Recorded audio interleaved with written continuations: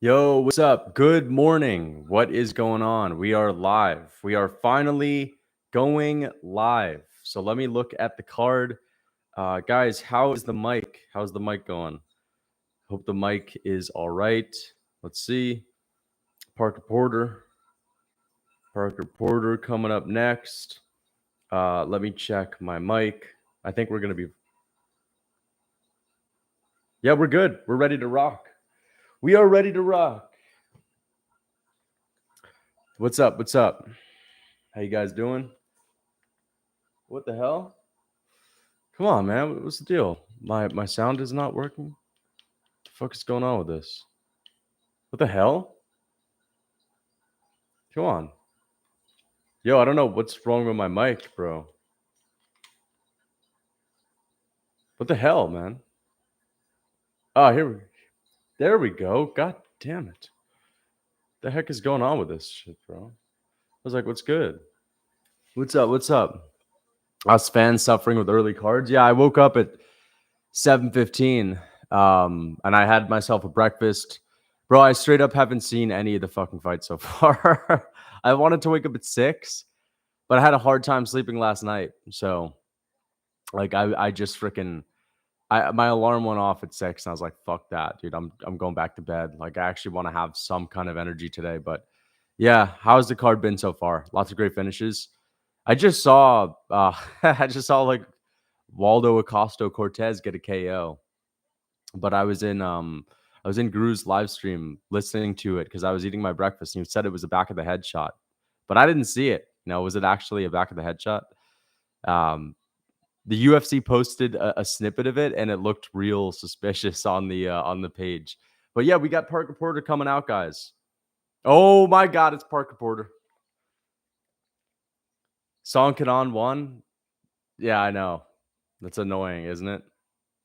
I didn't watch the fight, so I have nothing to rage about. Like, I don't know how it went down. But I have a good feeling that I'm going to have a perfect record from here on out. I'm going to sweep the main card 100%. There's no way Parker Porter's getting a finish here. Even though he's the GOAT, one of the greatest fighters to ever do it. He is going to be on my GOAT list video. I am actually going to put him in there.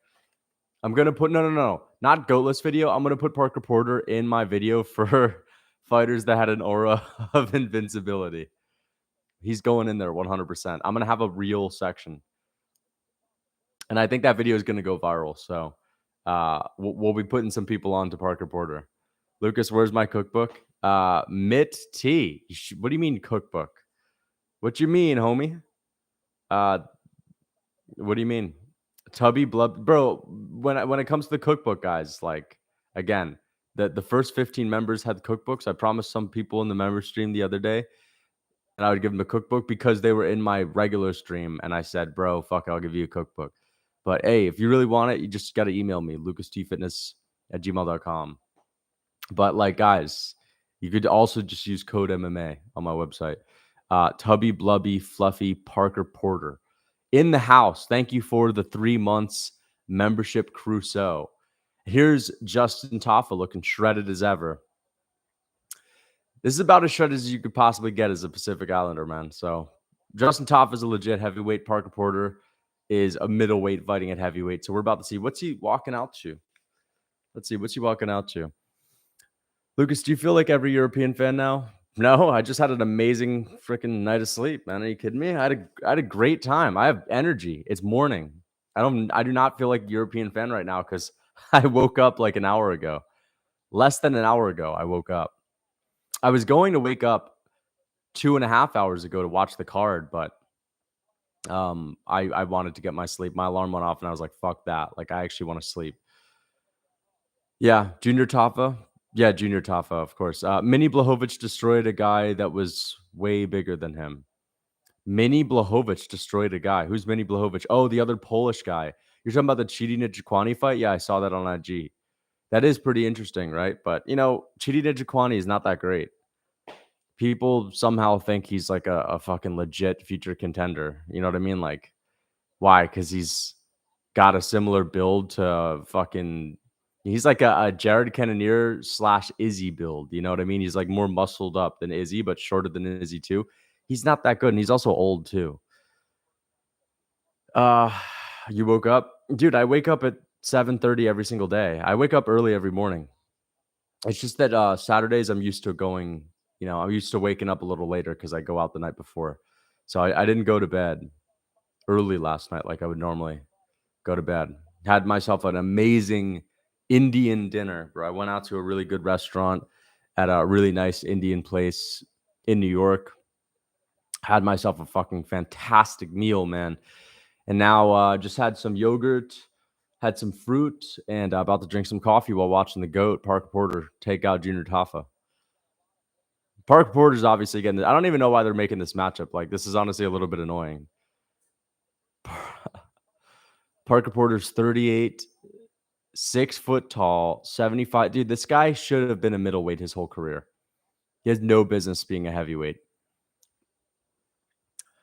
How is he 6'3" with a 6'3" with a 6 foot reach? I know he's got a horrible reach. 72-inch reach. That's just, I don't know, bro. Them boys just built a little bit different out there, man. This fight is the Ali Frazier of our time. Yeah. Let's go, Parker. Big Parker Porter, man. Corn-fed Parker Porter in the mix. Let me write down the timestamp so I can actually start doing timestamps on my streams. Let me do this. What are we at? 7 minutes? 7 minutes. Parker Porter Junior Tafa. Wait, Bruce Buffer's not in here, bro. What's going on? Where is everybody? What do you mean, where is everybody? What's up? I just started the stream. Brian Bastro, thank you for the $2. I appreciate the $2, my man. Did you watch the prelims? No, I woke up 45 minutes ago. I haven't watched shit. Straight up, bro.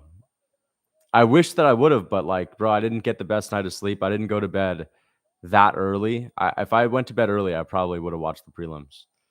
But I probably wouldn't have even streamed. But like, bro, this main card's way too good to even think about sleeping through. How many street fights I have not been in a street fight? It feels weird. Yeah.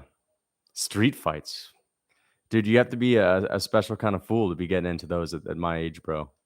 I've been into some scuffles, but like street fights, I ain't been in a street fight, homie.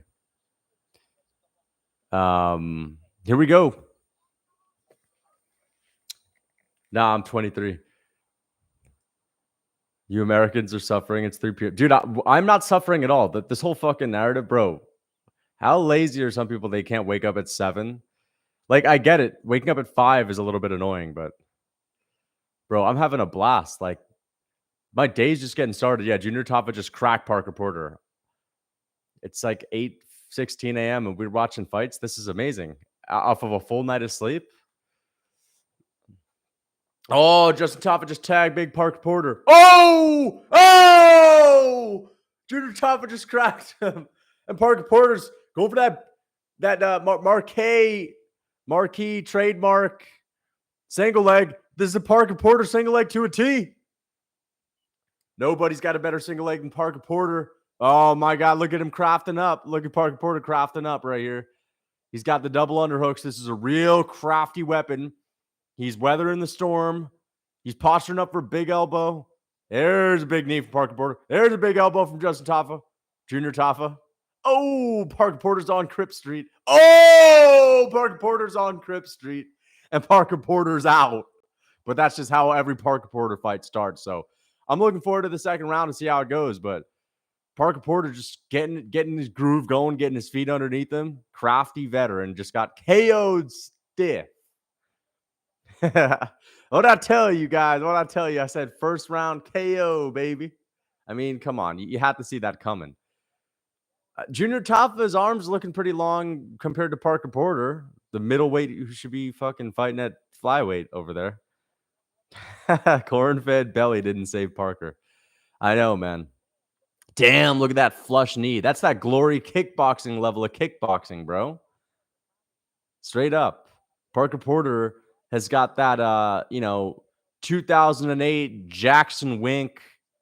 What are the other coaches? Jackson Wink. Who's John Jones's other coach, bro? I fucking forgot his name. Someone in Jackson Wink. Someone remind me. Parker Porter's got that 2008 Jackson Wink MMA striking, and Junior Taffa just came in there with that glory kickboxing background and fucked him up big time. Parker Porter's such a pathetic joke of a heavyweight. I mean, listen, it's his choice to ruin his health and to step in the cage when he's probably going to get KO'd time and time again. But come on, how are you even going to say I love this shit? I love this shit. Like, come on, bro. You're getting absolutely smashed against any real heavyweight on the block. But hey, he's deciding to get all this brain damage for a little bit of cash. So shout out to him if it's worth it. But he should have fucking fought at middleweight, man. Should have fought at middleweight. Appreciate the stream, bro. You deserve more donos for your hard work. Thank you, Zero. I appreciate the $5. Thank you, man. Yeah, thanks, brother. Thanks, brother. But dude, I love how you guys are thinking that Americans are suffering, bro. Maybe West Coasters are suffering because people on the West Coast got to wake up at 5 a.m. But East Coast, we're chilling over here, man. 8:19. I haven't even had a sip of my coffee yet. I'm fucking energetic right off the bat, seeing a classic Parker Porter KO. Yo, bro, sorry you picked Parker Porter lost. Yeah, man, I can't believe the GOAT just lost, man. I never saw it coming. 10 p.m. here in Australia. Good morning. Good morning. He was shooting for an ankle pick. That was a bad stoppage. I know Parker Porter was actually just getting going with this crafty ankle pick. Like that's that, trademark Parker Porter move when he's getting tagged up. He always reverses position and ends up on top and starts landing them nasty elbows. We were getting ready for a Parker Porter finish. I wish every card was at this time. No, I don't wish every card was at this time, but I wish that the prelims for every card started at around this time. And then, the actual main card started at like 11 or 12. Axel Fox, thank you for the $3 Australian. Give these fatties your cookbook and send them to middleweight. I'd love to do that, man. But Parker Porter, he'd be too stubborn to even try my cookbook. He'd be like, who are you? I already have a nutritionist, dumbass. You know what I mean? He'd be like telling me that he's hired someone on the side that's giving him corn-fed chicken and corn-fed beef, and broccoli, chicken and broccoli diet for Parker Porter.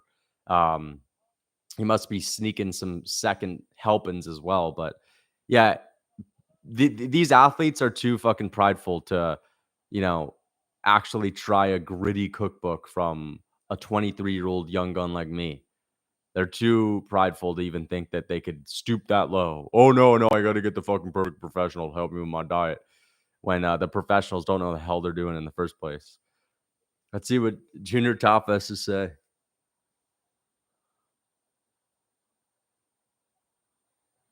Baddest strikers on the planet. Honestly, Junior Tafa's a pretty good striker. Like, he did butcher Parker Porter. How many heavyweights are landing those big knees in the clinch like that? Like a big knee to the dome and an elbow? We don't really see that often, man. Look at this. Bam. He smacked Parker Porter to the chest there. Ooh, that was a great shot. Bam. That was an amazing finishing sequence. Early stoppage. That's what you want from a Parker Porter fight. You don't need anything better, right? You couldn't get anything better than that. No one wants to see Parker go the full fucking 3 rounds. That's, one of the worst fights you could ever ask for. Parker Porter 3-round decision. Thank God I didn't have to sit through one of those. How do I get the cookbook? You just got to go to my website, lucastfitness.com. lucastfitness.com. You'll find it. Okay, what we got next? Aaron Blanchfield and Tyler Santos. Oh, fuck. I'm playing, dude. That's actually a decent fight, but let's bring him out. You know the deal. If you watched my streams before. Let's get him out as soon as possible. Let's waste no time. Cut the walkout, cut the introduction. We know it. Just put him in the cage, and we're ready to rock. Aaron Blanchfield and Tyler Santos. Guys, who you picking here? Who you picking? I'm going with Blanchfield. I think she's going to finish Tyler Santos. We need a Dawkins Parker Porter. Wait, have they actually fought? Yeah, wait, fuck. Have they really fought? Parker Porter versus Chris Dawkins. Yeah, dude. Dawkins overpowers Porter for the first round TKO. Wow. It just goes to show you the fucking levels in the heavyweight division. Oh my gosh, dude. That just goes to show you the fucking levels of the heavyweight division, bro. If Parker goes to middleweight, he can use his loose skin to choke people. Renzo Gracie choke style. Yeah. But at this point, like for real though, it's too late for him to go to middleweight. He should have been a middleweight at the start of his career. Like if he had actually went on a diet and got somewhat disciplined in the early 2010s, he could have had himself like a middleweight run. Middleweight run, he would have been a mediocre middleweight. He would have been like bottom of the barrel, lucky to even stay in the UFC to begin with. Because trust me, brother, if you're a bottom of the barrel heavyweight, you're never going to be a decent middleweight. You know what I mean? So, yeah. But that ship is sailed. Thank you for the $8 Australian, Axel Fox. I appreciate the dono. Why don't you accept followers on IG? I'm just gatekeeping the IG, man. Not everyone's ready to fucking see the powers that be behind those fucking walls, bro. Not everyone's ready to get put on game like that, you know?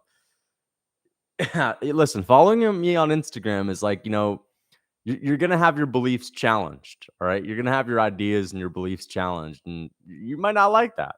You might not like that. There's a whole lot going on. No, I don't have an OnlyFans, bro. Does sleep boost testosterone? Yes. Good night of sleep is incredible for your testosterone. Bro, why did you skip our Misfits press conference? What the fuck? Dude, I did not skip a damn press conference, homie. I ain't skipping no press conferences. We got to make it happen. We got to make it happen. But hey, no one's signing a contract. Ultimately, guys, it's gonna take some guy with some moolah, some money, to get any of these fucking YouTube fights off the ground. Does Sergey have USSR power? Yeah.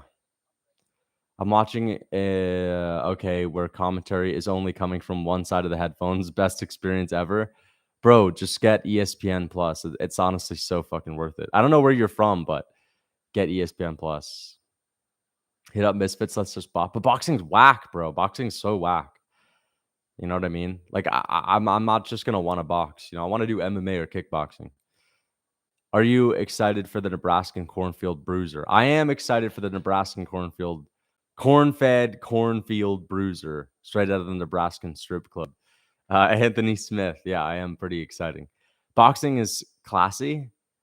Yeah, that's such poor shit. Oh, boxing's the sweet science, classy. No, boxing's dumb as fuck. Boxing's whack, bro. It's boring. It's not classy. It's only classy because it's been around for longer than MMA.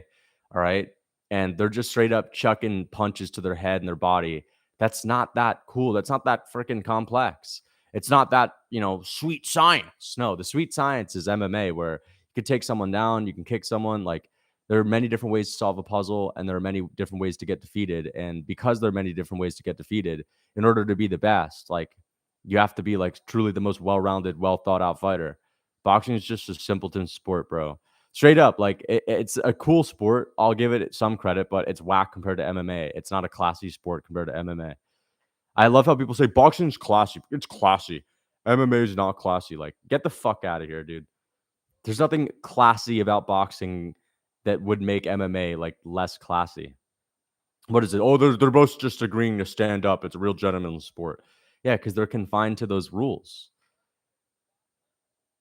Dude, every martial artist says every art is easy to learn, hard. What?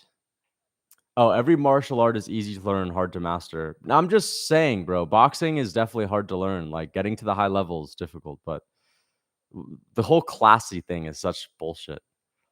It's for gentlemen. Yeah. Yeah. Boxers are real gentlemen, bro. Real gentlemen. Floyd Mayweather, what a fucking gentleman.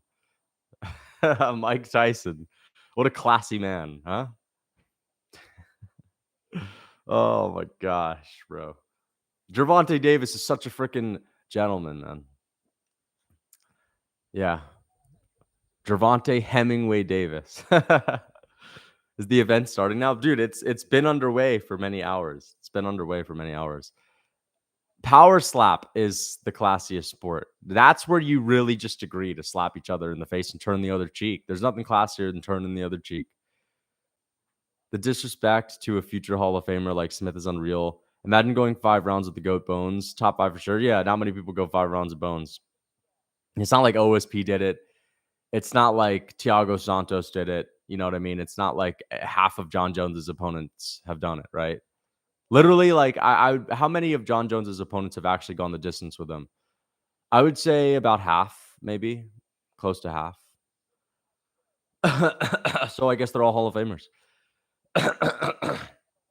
But how many of those opponents actually end up beating Alexander fucking Gustafsson after? This is the difference.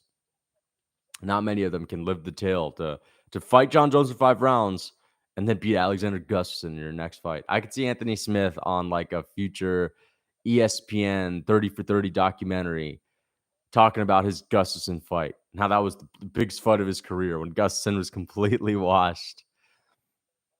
Bro, if the UFC wants to compete with one in Asia, they can't be putting on these cards when one puts on banger after banger every week, sometimes twice a week. Banger after banger? Wait a second. I didn't know one was putting on better cards than this. Straight up, like, listen, ONE FC has probably put on a card that's at best on par with this, maybe 2 times in their entire fucking career of having ONE FC. All right. Bangers. Like, dude, I like ONE FC, but let's chill the fuck out. Like, they're not, dude.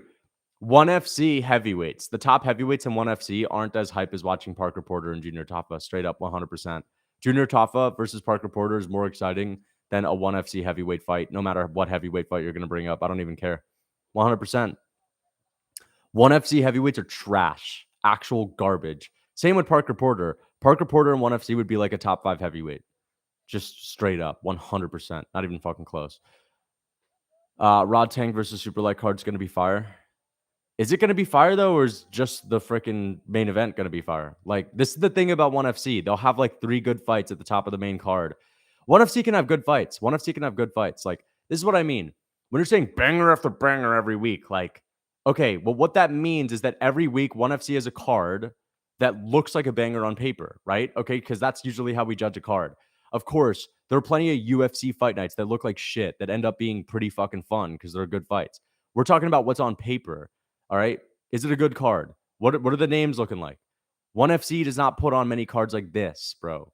This is not even a standard UFC fight night. It's actually a pretty decent UFC fight night. To say ONE FC is that much. Oh, Anatoly fuck Anatoly Mocklin, bro. That guy's ass cheeks. He wouldn't even be a top 5 heavyweight in the UFC. Not even close, bro. This dude is straight up like, smoking cans out there. Like, what are the ONE FC guys? 5'10" bodybuilders that in the heavyweight division. These are the guys that we're talking about. Fuck that, bro. They're not even that good. I like ONE FC. I'm just not guzzling them down. I'm not just getting on my knees trying to act like a contrarian. Oh, ONE FC. I can't believe the UFC is going to want to compete with them. ONE FC's out here. Like, ONE FC is not competition to the UFC right now. At this point, you're just trolling? No, I'm not just getting on my knees for any other promotion that's not the UFC to try to freaking act like I'm a super hardcore fan. Like, bro, ONE FC's cheeks compared to UFC. It's good. I like ONE FC. It's cheeks compared to the UFC. All right. Like, bro, people act, dude. I don't even believe you, bro. Listen, if you're in Asia and like the cards are on at the right time, 100%, like it could be fun to watch. But let's look at these ONE FC cards.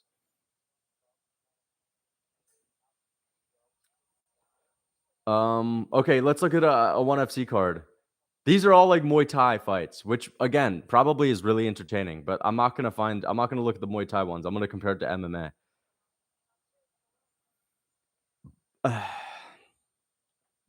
I think Blanchfield's getting this one done.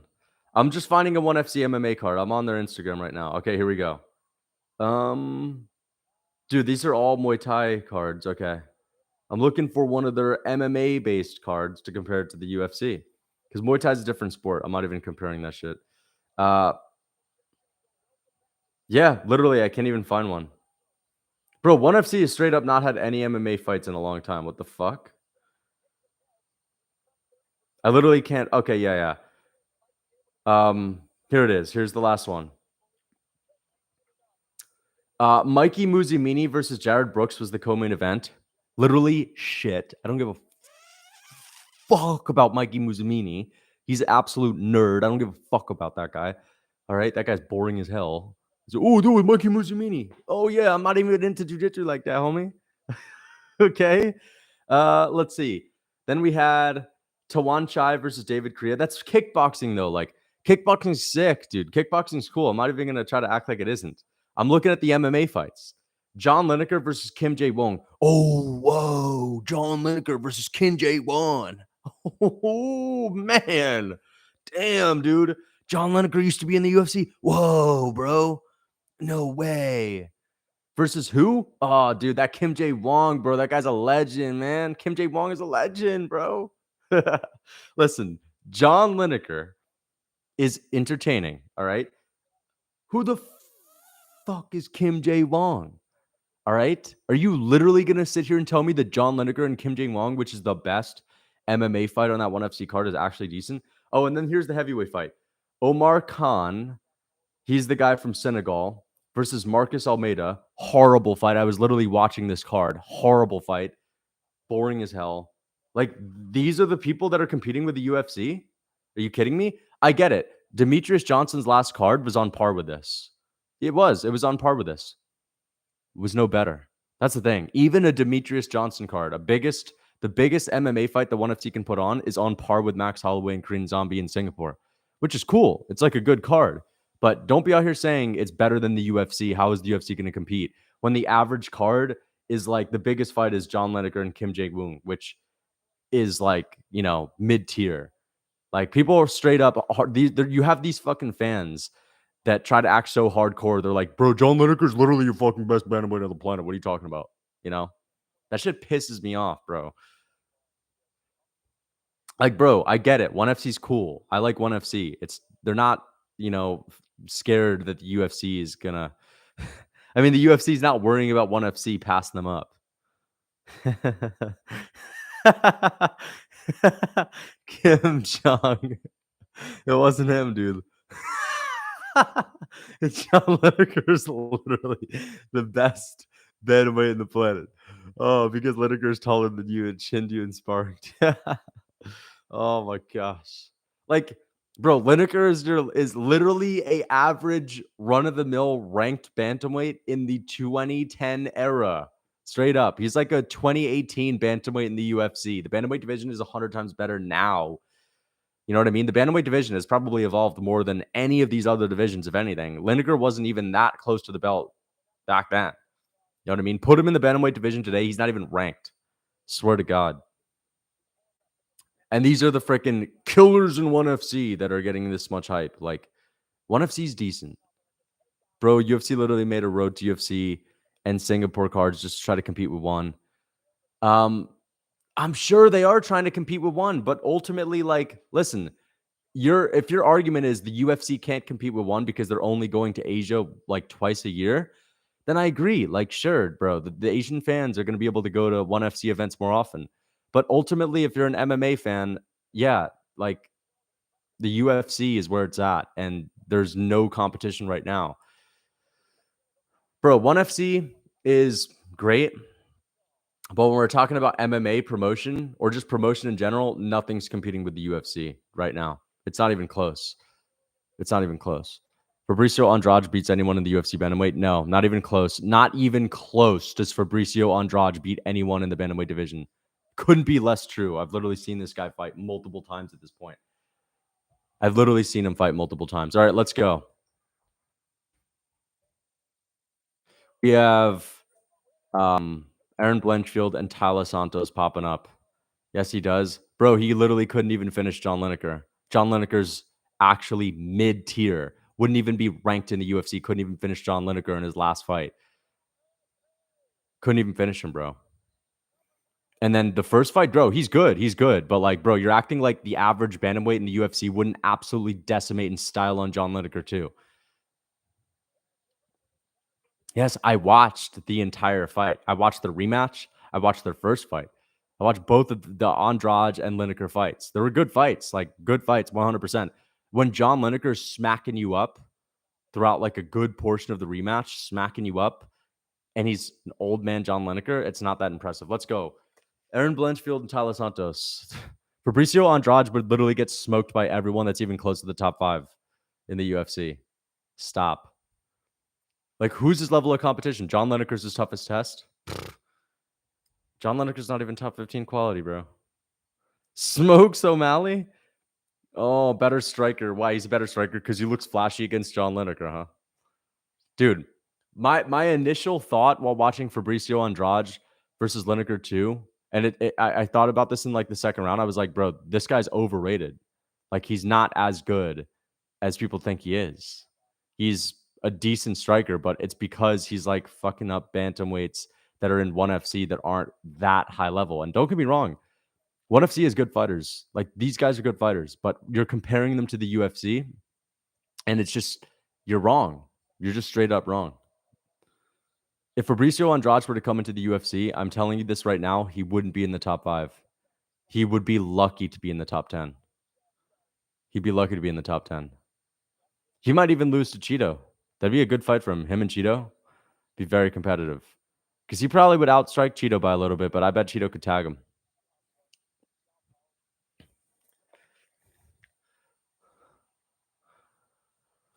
Ooh, Tyler Santos just kicking that leg at Aaron Blanchfield.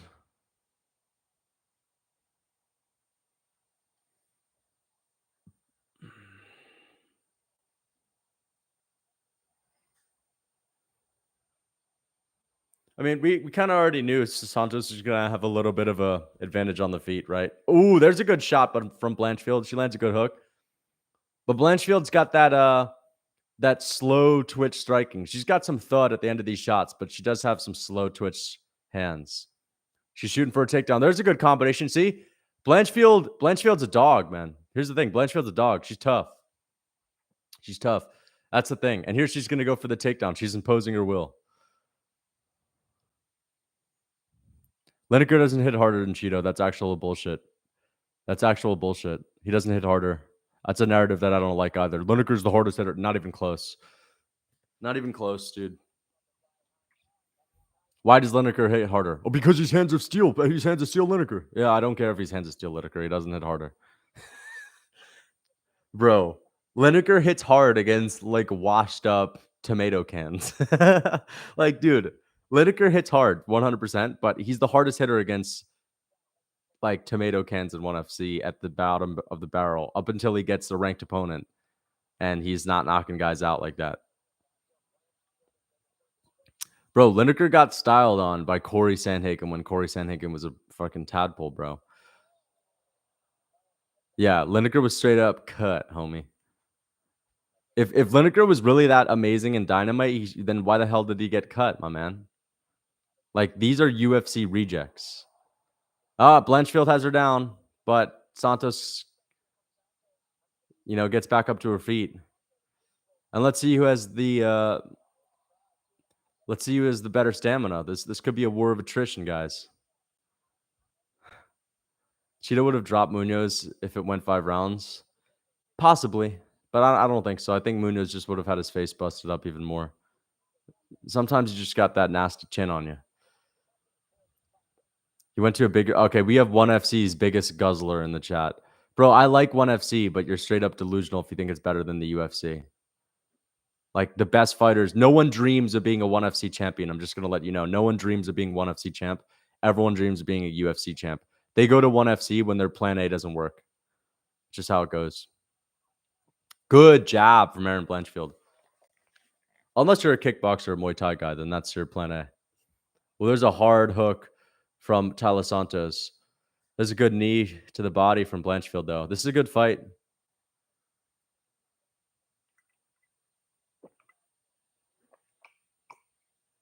And Tyler Santos showing some pretty decent takedown defense.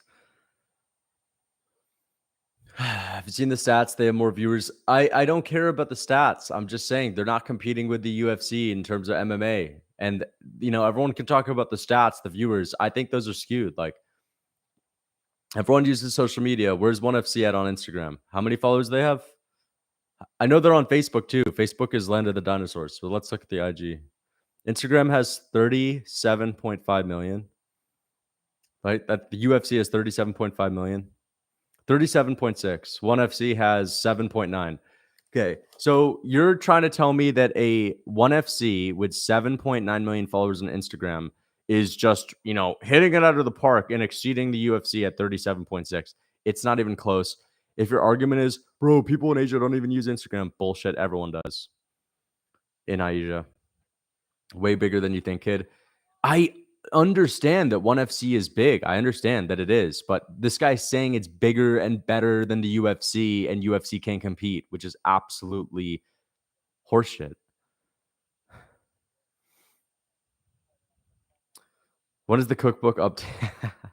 The cookbook update is going to be here this weekend. It's taken a little bit late, but if you have already bought the cookbook, then I'll send you a copy of the update. 100%. Bro, I'm hyped. All right, nice. Gonna get some new recipes. So weird watching this fight at 10:40 on a Saturday.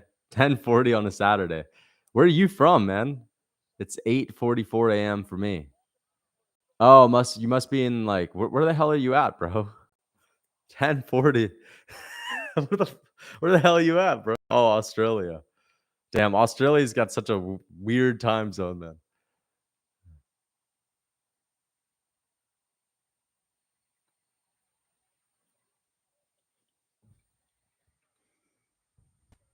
Oh, but it's nighttime. Yeah, it's nighttime in Australia. Australians are they're getting that East Coast US fan treatment right now. 10:40 on the main card, second fight of the main card, typical US pay-per-view like fight night vibes. Yeah, Blanchfield is just gonna break Tyler Santos. Oh, Santos stuffs the takedown. Santos stuffs the takedown. But again, this could be a war of attrition. I think that Blanchfield's gonna get it done. And she's deep on a double leg. Deep on a double leg, and she's trying to impose that will, but Santos has some really good takedown defense. This is the first real test that Blanchfield has faced.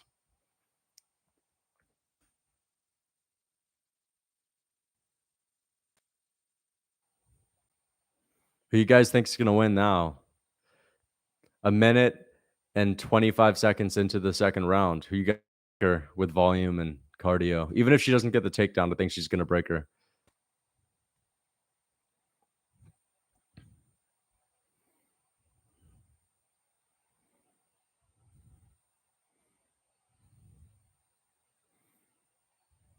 Damn, these two women are in like such different shape though. Tala Santos is built completely differently. She's shredded. Erin Blanchfield's kind of like tubby, But Blanchfield's holding her own when it comes to the strength in the grappling and the clinch. Good elbow from Tala Santos. Good elbow from Tala Santos, but I think Blanchfield's going to get it done. The buffalo chicken sauce in the cookbook is heat, man. It is, bro. I actually have some chicken that I got from the grocery store the other day. I'm going to make some buffalo chicken this weekend. Blanchfield was talking smack about Valentina too. Bro, Valentina literally could have lost to Tala Santos. Like, Blanchfield isn't having, a fight that's that different than Valentina Shevchenko's fight with Tala Santos. And Blanchfield's on top of Santos. Bro, like, you do realize Valentina didn't look that great against Santos either.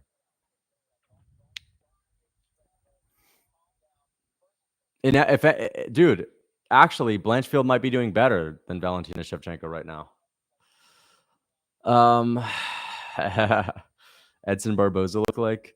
Tala's just that good? I mean, she's not that good. She's literally losing the fight.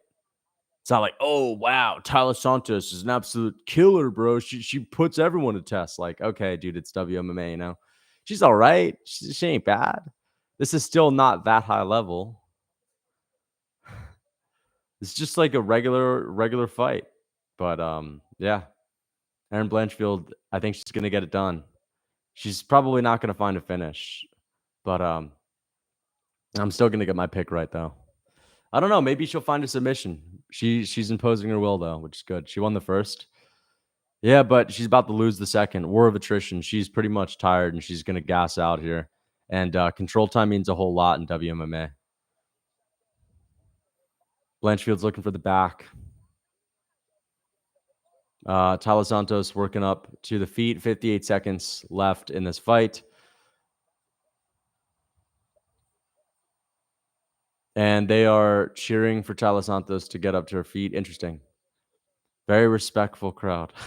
Cheering for when someone gets up, which is actually that's pretty common in the US too. I don't know what I'm thinking, bro. People don't like fucking grappling anyway. Of course. Erin is super entertaining. I mean, she's all right. This is not that entertaining of a fight. She's literally clinching her up against the fence.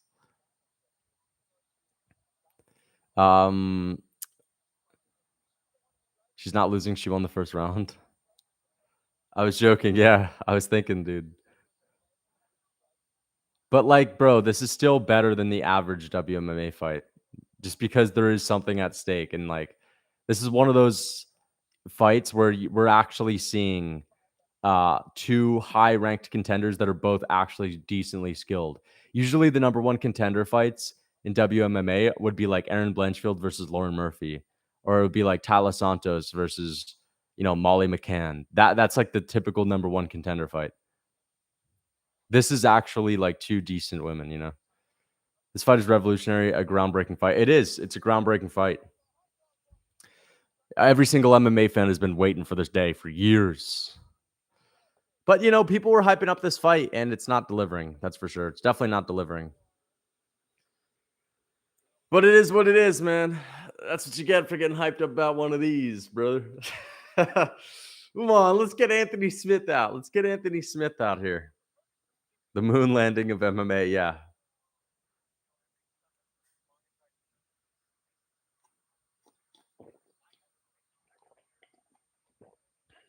Man, this coffee's weak. This coffee is weak as hell. Overhype but not bad. It's not bad. I mean, listen. It's not bad, but I want it to end so we can get the next one in there. I want Rinya Nakamura to come out, bro. That's what I'm gonna say. It's not bad, but I could definitely go for another one right now. Blanchfield's minus 130 live odds. Yeah, she's about to get it done. Look, she's just imposing her will. She's got really good cardio. And she's shooting that takedown. She's going for the double leg. I think that Tyler Santos is going to be able to stuff it early, but Blanchfield. Oh, okay. Good trip attempt from Tyler Santos, but Blanchfield stuffs it. Good elbow from Tyler Santos. But it's only a matter of time before Blanchfield gets the takedown again and wins the fight ultimately. Because I picked her, and Lucas Tracy don't get his picks wrong. So I'm about to get this one right. Smith will come out screaming, "You attack my..." I wish there was a fucking song like that. It's probably like who's the guy Chandler walks out to? Yeah, Trump's ain't coming. Humps ain't came when you see that coming. Hey, Trump's ain't in when you see that coming. Who's the guy that sings that? NF or something? He's probably got a song. You attack my family, attack my family. Man, you attack my family. And I told you to attack my family. What rhymes with attack my family? You attack my family. And now I'm coming for you. Attack my family. Anthony Smith, dude. Oh, dude, I think we're gonna see some talking. No way, dude. Anthony Smith's actually gonna be fighting. It's just sinking in right now. This dude's gonna be in the cage for the whole world to see. Oh my gosh. I really hope he wins. I hope that he wins, guys. Blanchfield is just putting on a pace. Oh man. Listen, you can't fake a freaking yawn. All right. I'm not gonna even try to act like this fight is that good. Oh my gosh, dude. There's another takedown attempt from Blanchfield. She's putting a pace on Santos. She's got better cardio. Santos is... Oh, no. And Santos stuffs the takedown. She's not that boring. It's just this is a tough matchup for her. And, Santos has really good takedown defense. And that's the way she's going to win the fight. She's got to impose her will. But, hey, she's going to get it done. She's going to get it done. But she's not that boring. Because think about it like this, bro. Erin Blanchfield, it's not like she's going to be fighting better people after this. She'll fight like one better girl, which is Valentina Shevchenko or Grasso, and then it's just a bunch of easier matchups. You know what I mean? It's not like, oh, Blanchfield becomes champ and now she's taking on other tough contenders. No, now she's taking on Jessica Ai. She's taking on Molly McCann, title defense number 3. You know how it is. So she's not going to have boring performances after this. Thank you for the $3 Australian. Anthony Smith is a true craft veteran. Yeah, he's a true craftsman. He's a very true craftsman in the game. Anthony Smith. Man, I can't wait for this fight to end so we can actually get on to the rest of the card. See, like, I always end up getting hyped for these fights and they end up being shit, bro. The only fight that I got hyped for that actually lived up was Wei Li and Joanna 1 and 2. Both of those fights were amazing, but for the most part, they're usually a letdown. Let's see. We got Nakamura. Oh, we got Giga Chikadze after that. Nice. I'm happy that Smith has still got some time to reflect in the locker room before he comes out. Marin Balashvili, yeah. She's probably going to win this round just based on control time because that's the only thing that really means anything in WMMA, right? Because they ain't doing any damage. Santos is still up 2-0. She's probably going to lose. So, yeah. She's not looking like she's up 2-0 to me. She's looking like she's getting held up against the fence and peppered and taken down every now and then. She got taken down right now. Look, she's getting little pepper shots. But to be fair, Blanchfield, yeah, she's not really doing much. Man, dude. This fight's whack. Good elbow from Blanchfield. That elbow may be the biggest strike of the entire fight.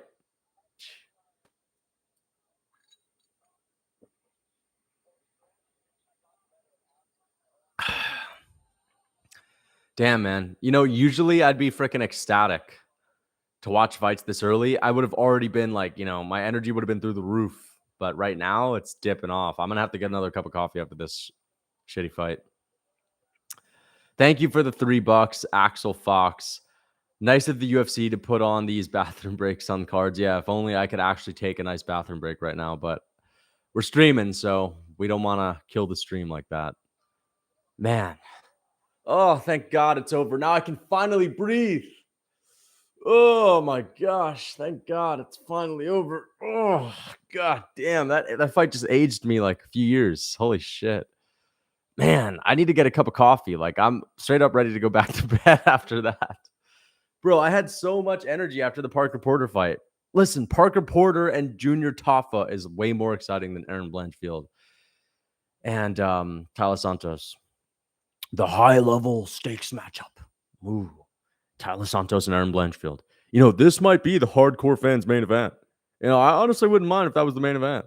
You know, hardcore fans, I swear to God, there were some hardcore fans that were probably out here saying this should have been the main event. You know what I mean? Fuck that. At the end of the day, you're always going to get what you asked for, bro. What did you expect, Dana White? The Sims love that fight. High-level chess match. Erin Devalashvili, 30-27. Yeah, I think she's going to win 29-28, but we'll see. We'll see. Listen, I'm always cool with there being a little bit of an upset. Like, I don't have a dog in the race. I don't really care who wins this fight. I just hope I get my pick right, but at the end of the day, I think it would be funny if they gave it to Santos. Because, you know, at the end, who made the fight more boring? It was definitely Blanchfield. She was imposing her will. I think she won the fight, but I don't mind seeing a goofy little robbery in WMMA. I don't care. I don't care about goofy little robberies. Same thing with Kai Kara-France getting robbed by Amir Albazi. I was a goofy little robbery. I didn't give a fuck. You know? Everyone was, no, Kai Kara-France. And I'm like, bro, Kai Kara-France is, who cares, bro? Who cares? Kai Kara-France is way better than this, though. I'll tell you that much. Oh, my gosh. He said, what? Oh, dude, I got a bunch of Kai Kara-France fans mad in here, huh? Ah, there we go. Oh, just get him out of there. Get him out of the cage, please. Oh, no, we don't have to do the interview. Just bring out Giga. Just bring out Rinya Nakamura, please. 2:30 p.m. here in Norway afternoon. Nice. Norway sounds like a great place to live, my man. I actually don't know if that's true, but I mean, it sounds like a beautiful place to live. Norway. Must be some good nature there. When is Giga versus Alex? It's going to be the fight after the next one. So now we have Rinya Nakamura versus Akan. Rinya Nakamura is probably going to knock this guy out in the first round or sub him. It's not a robbery. I'm glad Sandhagen and Reyes were robbed. Sandhagen and Reyes? What do you mean you're glad Sandhagen and Reyes were robbed? What the fuck are you talking about? Those robberies actually affected some real people in the real world, man. Kai Kara France's goofy little career. Now I'm playing around. Listen, robberies matter for sure, but I'm just going to be honest. I don't care if it's a fight that I just have no outcome that I'd prefer. It wasn't a robbery. Goofy little robbery in WMMA. It's a coin toss anyway. Yeah, pretty much. Thank you for the $3 Axel Fox, bro. No, but you better care about the Dominic Reyes and Sandhagen robberies. Those are bad ones. Those will destroy someone's career. Who the hell is that? It's always interesting to see if these, stars in foreign countries get any pop. Oh, there's Song Yadong.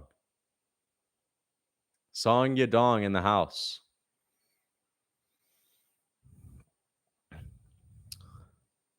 No, I don't think Kai Kara France has a goofy little career. I'm just saying I don't care about Kai Kara France at all. I'm not that disappointed that his fight fell off. I'm more disappointed that Manel Cap wasn't fighting a high level opponent than I am that Kai Kara France is off the card. You know what I mean? I just don't get excited for Kai Kara France fights. I really don't. He's had a couple of decent performances on the come up. He's had that good KO over Cody, but for the most part, I've never really found him that entertaining.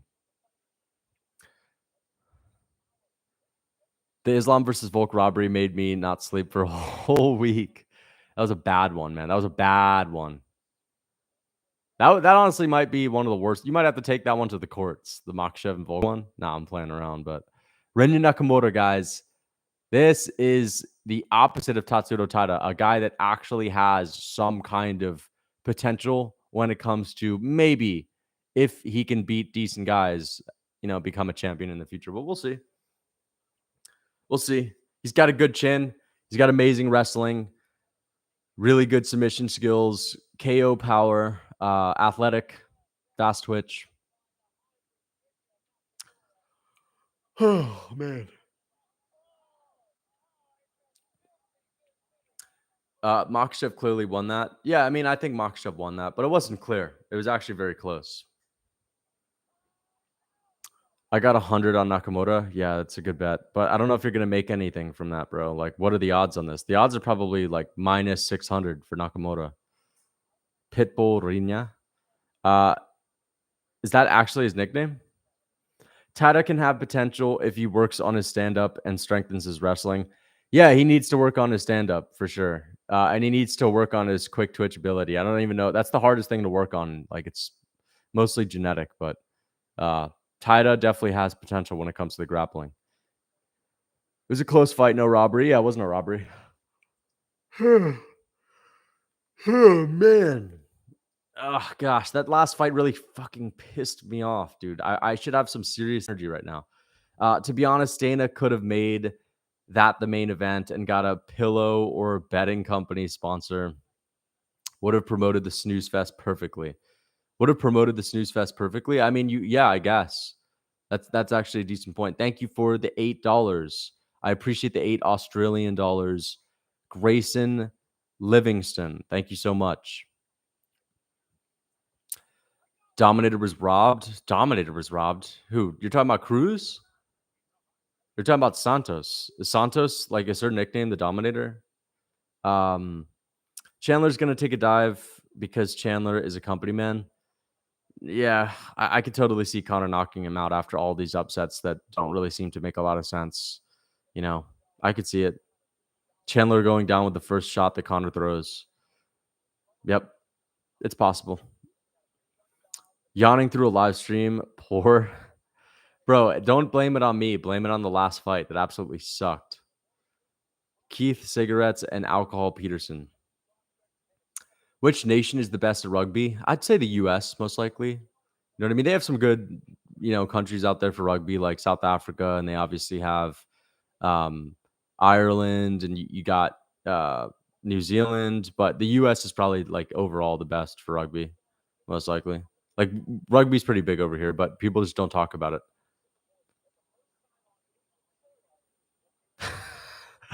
Yeah, dude, I'm fucking around. Yeah, probably New Zealand or South Africa, right? The All Blacks are from New Zealand, and then they have like the Drickis's team in South Africa. I'd say Australia, New Zealand, and South Africa. France is good. Ireland, yeah, but it's not the best country. The best country. France is mopping the All Blacks at the moment. Really, they're playing them right now.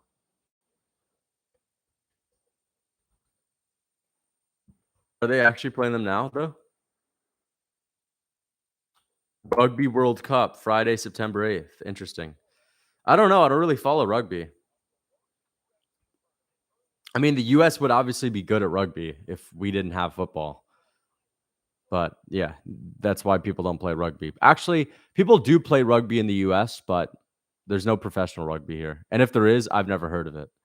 It's like a college sport that, people have. It's like a club sport, one of those club sports where they don't actually have like real freaking rugby leagues, but they have like it's like a recreational rugby leagues, real low level. New Zealand beat USA like 104-14 a few years ago in rugby. I mean, I'm not surprised.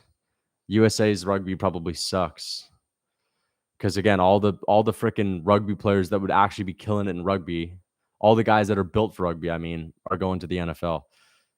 New Zealand, yeah. Thank you for the 3 Australian dollars, Grayson Livingston. Bro, we got a bunch of Aussies in the chat. That's pretty cool. Axel Fox, what is up? Thank you for the 8 Australian dollars. I just can't get behind the level of comp a fighter. The level of comp is too low in Asia. Okay, I see what you mean. I see what you mean. Um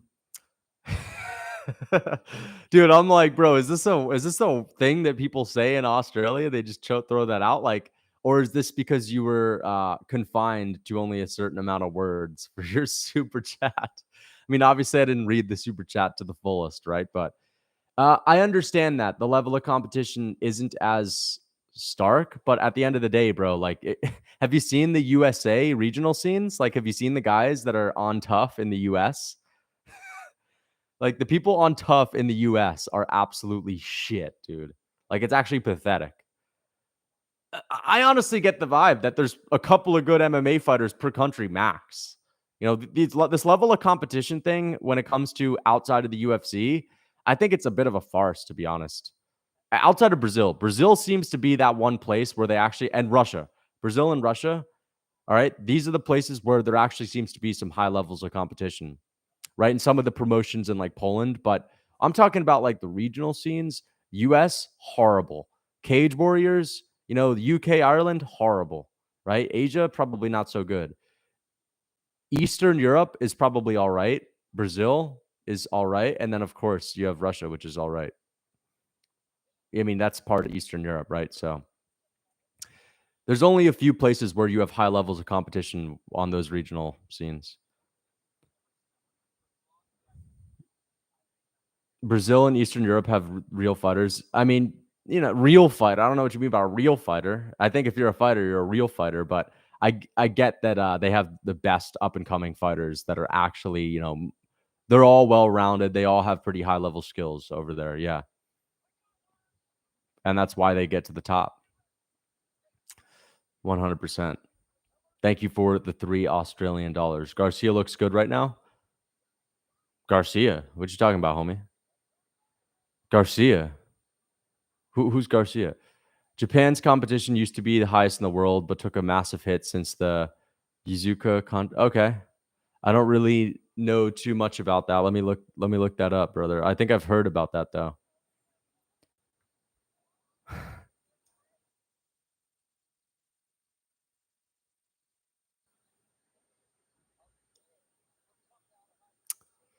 Yeah, I don't really know about that, my man. Is this like a mafia in Japan? MMA is not popular in Asia. It's not as popular in Asia, yeah. That's why ONE FC has, like, kickboxing and Muay Thai, which is honestly great.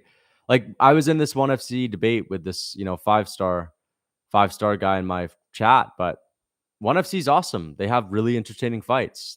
I love kickboxing from ONE FC. I love the Muay Thai from ONE FC. I like the production. But, yeah, MMA in that part of the world isn't as poppin', and the people that are big MMA fans, they're still watching the UFC. Minus 900. I know, dude. Minus 900. Renya Nakamura. Fernie Garcia is honestly one of the silliest guys in the UFC for even taking this fight. The only two options are he has a room temperature IQ or he was forced to take this fight and the UFC said, listen, it's Renya Nakamura or you're cut. And that would be pretty bad too. Real talk though, US got the highest level of comp. I guess they do, but like, I don't know, man. I just feel like we don't have anyone that's on the come up right now, bro. All these future contenders from the US, aside from a dime and a dozen, like we have Bo Nickel. Bo Nickel is a guy that's going to come along once every few years. The average future prospect is like Andre Petrosky, a guy coming off a tough. Those guys are pretty underwhelming and they're not that good. But the US has lots of great fighters. The US has lots of great fighters. I'm just saying it's becoming more rare to see lots of great American fighters though. No, we have a title contender in every single weight class. I'm not saying the US doesn't have the best fighters. We do overall have like the most amazing fighters, 100%. I agree with that. I'm saying like the regional scenes on the US, where are these guys? I don't see where they're coming from. It seems like all the great prospects are from other countries. I'm talking about the future of the MMA. I'm talking about the future of prospects, bro. Ton of good prospects. Okay, name a couple. Joe Pyfer, okay, like we're gonna name a couple of guys max. Aaron is 20. Okay, you're going with Aaron Blanchfield. Way to kill the buzz, bro. Way to kill the buzz. Way to prove a point. Aaron Blanchfield. Listen, here we go. Renya Nakamura and Garcia, round one.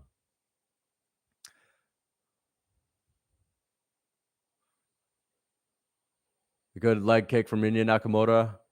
I think he's gonna KO Fernie Garcia, or maybe just shoot a takedown and sub him.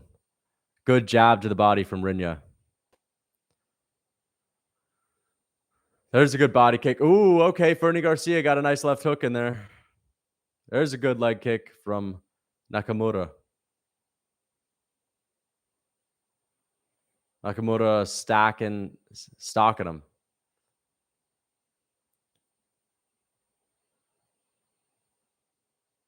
It would be nuts if Nakamura got finished. Good front kick to the body from Nakamura. He's level changing. He's feinting that level change. There's a shot. There's an entry. He's got a single leg. He's low on it. He gets him down. Nakamura has him down. He secured the takedown. He's wrapping the legs up. That was quick, man. But Fernie Garcia is getting up to his feet.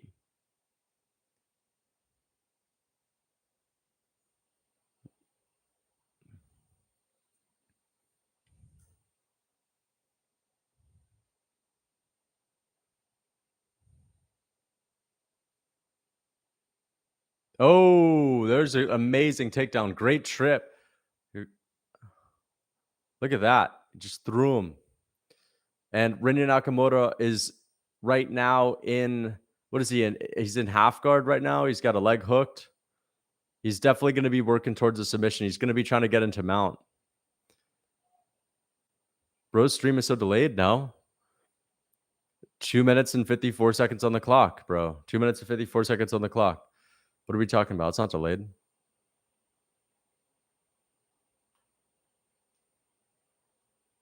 I'm at 240. Saying so delayed. You're literally a few seconds ahead of me. That's not that delayed. I'm at 233. And Nakamura is looking for a submission right here. He's inside control now. He's going into north-south. Yeah, Fernie Garcia is getting mogged. But let's hope that Nakamura can actually finish him because this guy's a can.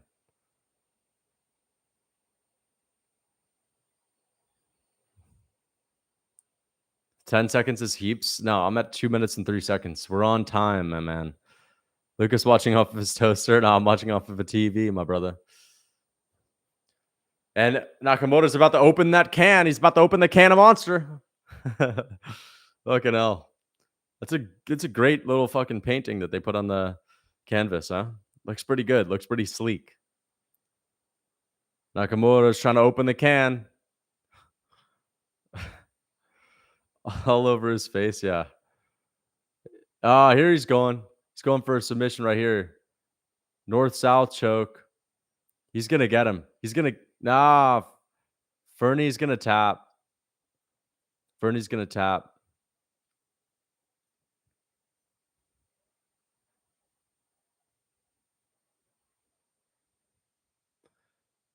Yeah, I don't know if he's gonna tap to this. He doesn't seem to have the angle. He's not really under the chin. Well, he tried. Rest in peace, Fernie.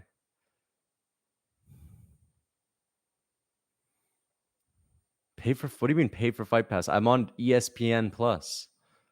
That's just as good as Fight Pass. Also, I can't access Fight Pass from my TV. I can only get it on my phone. I'm not watching fights on my phone. Good elbow from Rinya Nakamura. Oh, okay, now he's going for an arm.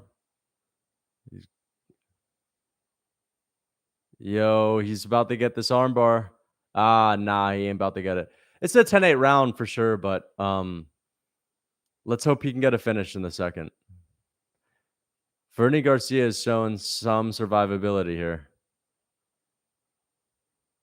So this is the first fight in which he's not going to finish in the first round. Yeah, Fernie is fighting for his career right now. Oh, hard elbows. Hard elbows to end the first round. Fernie's getting messed up. Damn, dude, he's getting absolutely dominated out there.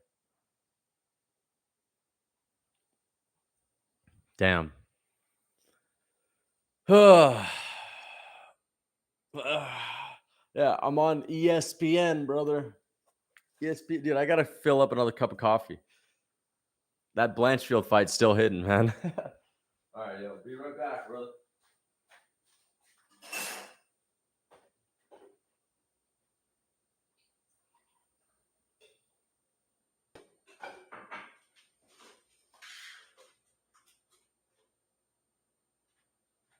All right.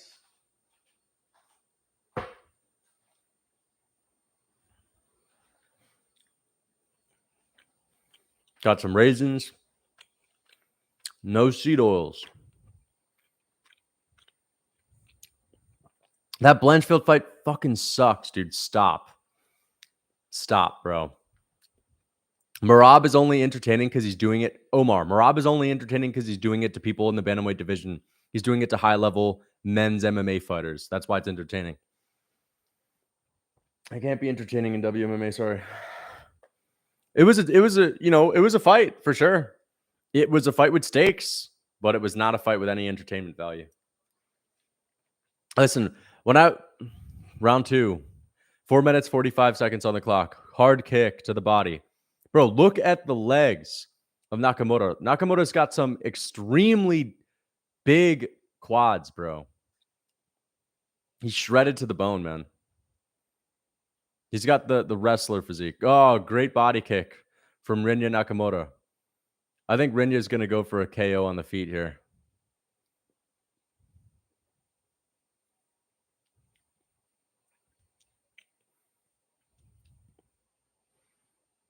Damn, the crowd is so silent. This is crazy.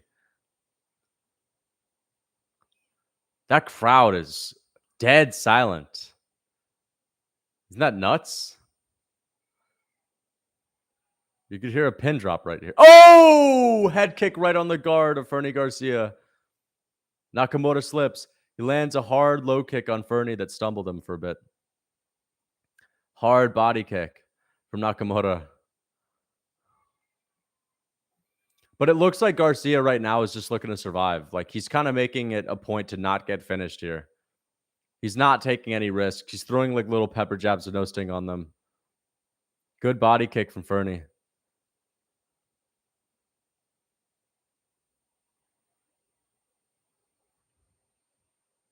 Damn. Nakamoto's not getting hit at all.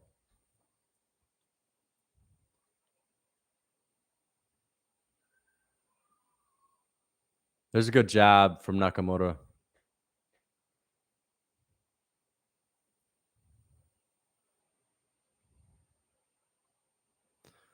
I'm predicting a decision, guys. I don't know if Nakamoto. Oh, there's a stiff lead hook from Nakamoto and a hard low kick. There's a body kick from Fernie, but Nakamoto caught it and halted the impact. Oh, question mark kick. There's a good shot from Fernie Garcia. Landed a right hand there after Nakamoto threw a head kick.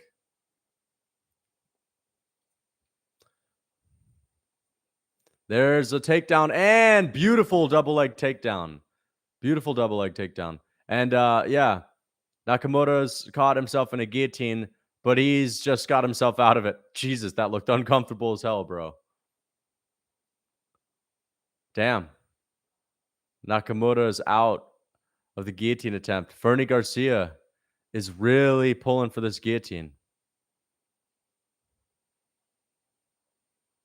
Nah, dude, Nakamoto's out, and he's in north-south. Back in north-south. Round one over again. Yo, let's see if Nakamoto can get anything going. I don't know, man. There's a minute and 50 seconds on the clock. I don't think he's going to get a sub, man. But, Omar, this is what I meant by there aren't a ton of American prospects that are really making waves. I mean, outside of the UFC. Like, for sure, there are some American prospects that get into the UFC, but they usually have slow builds. You know what I mean? That they have that, like, they have that Grant Dawson build. Flies under the radar until he puts together a couple of decent wins. And then he really, hits his prime. And then he starts being able to take out some ranked opponents. You have plenty of prospects from other countries, like the Bonfim brothers, or more specifically, Gabriel Bonfim, that straight into the UFC have a lot of hype, and they start demolishing people once they get into the UFC. Same thing in Russia, bro. Hamzat Chimaev, tons of hype before he gets to the UFC, right? And then starts demolishing people. We don't really have that from the US except for Bo Nickel. Bo Nickel's the only one. This fight is less damage than the Blanchfield fight? No, that's not true at all. Are you kidding me? The impact of these strikes are 10 times the impact of any strikes that are being thrown in the Blanchfield and Talos Santos fight. 10 times the impact. These guys are actually throwing hard. Same amount of strikes? Not even, bro. Oh, here's the submission attempt.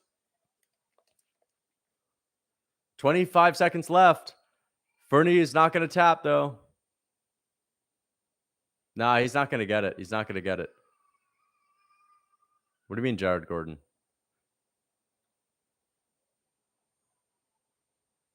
We're going to round 3. Damn, a 10-8 round and a 10-9. Bro, this is so much more entertaining than Blanchfield and Tyler Santos. Don't even act like it isn't. Stop. Okay. Aaron smokes these guys. Stop, bro. This is actually a good fight. Like, Nakamura is just styling on this guy. It's his third ever UFC fight. I'm sorry, second ever UFC fight. He fought a couple of times on road to UFC. Like, he's still young. Is he going to be a champion? I mean, dude, maybe not. Like, if you're going to be a future champ, you should probably just finish this guy in the first round. But he's good. He's good. He clearly has some skills on the ground. And he's clearly got some decent technique on the feet. Why you hate? I don't hate Fume. I'm just being fucking objectively honest. Like, I'm not going to glaze the fight just because it was high level. What is that? Dude, I'll look at the fight objectively. And if it's good, I'll say it's good. Aaron Blanchfield and Tyler Santos wasn't a good fight. Why would I be talking about it as if it was when it's not? This is the difference. I'm not hating on it. I'm being real and I'm being honest about it. That fight sucked. All right. It sucked straight up. Sure, there were high stakes. I was excited for it. And it was a letdown. I'm just talking about it as if it's any other fight. I'm being realistic. I'm not going to hold those fights to different standards. I'll judge them how they are. No one agrees with me. All right, you're actually bullshitting. You're the only one that thinks that's a good fight then. Literally the only one in this chat that thought that was a good fight.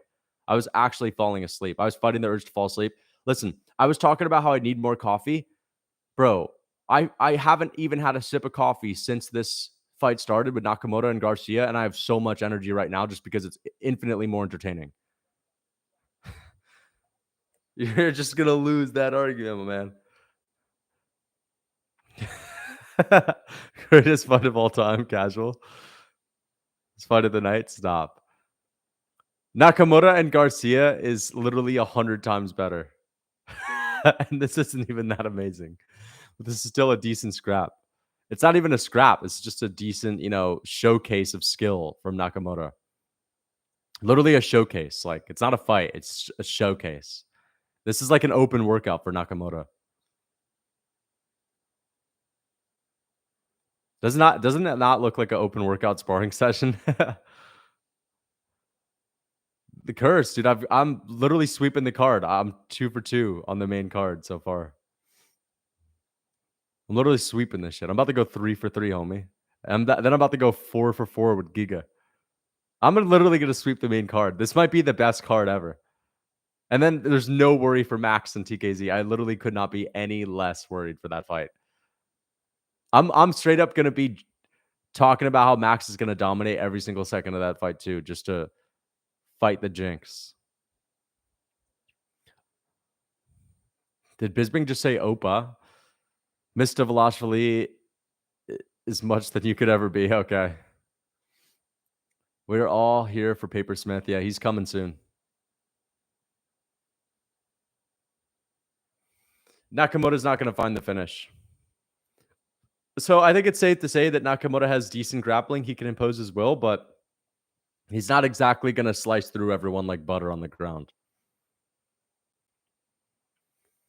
He's got great takedowns, but maybe not the best submission game. You should do something if TKZ wins. I'll literally buy a banana peel outfit and wear it in my next video.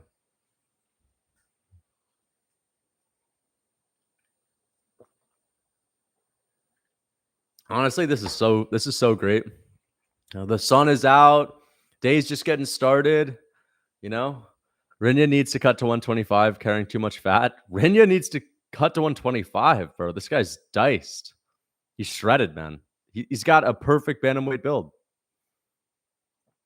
He's built like Umar in a way. He's got that Umar Nurmagomedov build. Rinya needs to cut. Nah, definitely not. Thank you for the $3 Australian. This Garcia dude doesn't have takedown defense. Yeah, he doesn't have good takedown defense, but he's making it a point to not get finished. Damn, this kind of sucks for him. Like, dude, Garcia, this dude is straight up conscious right now as we speak. He's probably thinking about how his career is going down the drain. He knows he's getting dominated. He's just doing everything in his power to not get subbed, to not get finished. But he's also thinking about how he's about to get cut, most likely. Must be a rough spot to be in. I mean, look at his face, dude. It's all over his expression, bro.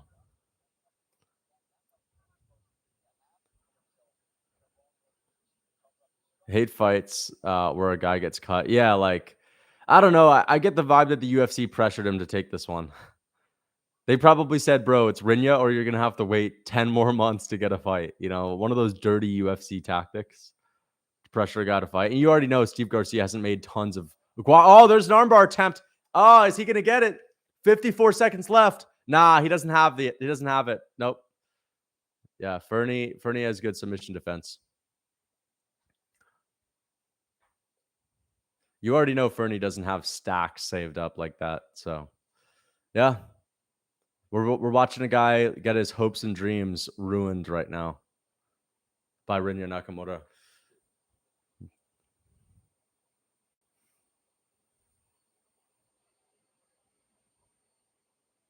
Damn, man, this is a bad way to go out, bro. This is a bad way to go out, dude.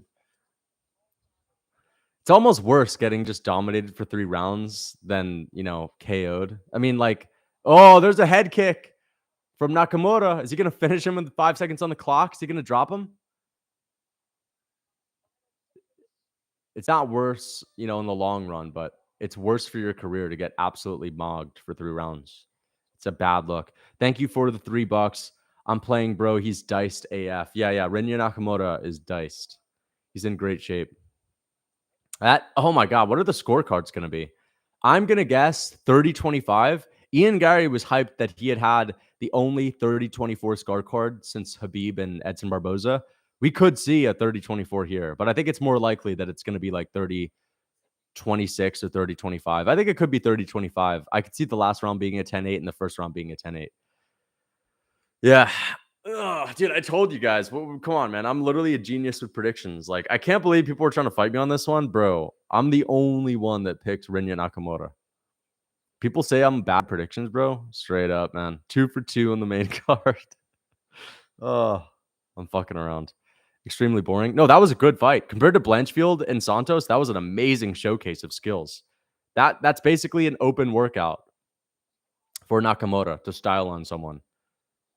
Just woke up. How the fuck Rolando lost? I don't know. I didn't watch the fight. I was sleeping, bro. I wanted to wake up early, but I had a hard time falling asleep last night. I woke up in the middle of the night and I was itching my wrists, bro. I don't know what the hell was going on. My wrists were just itchy as hell.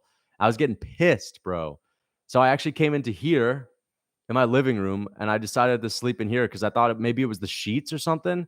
And that ruined my sleep. And when my alarm went off at 6, I was like, fuck that. I want to sleep more. So I missed it. How did he lose? That was a Marab performance? No, that was not a Marab performance, brother. Marab doesn't hold people down at all. Marab doesn't hold people down like that. Marab has no ability to do that. Rolando just got hit hard by hard shots and dropped. Okay. Yeah, I'm surprised he got dropped by Song Kanon. Song Kanon has good power, but I mean, bro, Rolando was taking big shots from Chaos Williams. And Chaos Williams sucks, though. Like, his technique's not really that good. Song Kanong is definitely a little crisper, but Chaos Williams throws more, and he's definitely a harder hitter. So that's a weird outcome right there. I was saying that Rolando Bedoya has like a granite chin, but wow. That performance was on the level of Ngannou Lewis. No, it was not, bro. That was a great performance. Wait, what was the scorecard? I always miss the scorecard because I take my earphones off. What was the scorecard?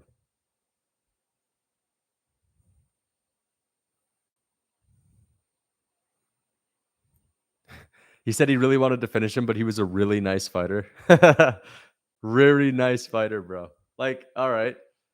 That's an interesting way of putting it. I guess he just meant really good fighter. This fight is ass. Santos versus Blanchfield's better. Stop, bro. Stop.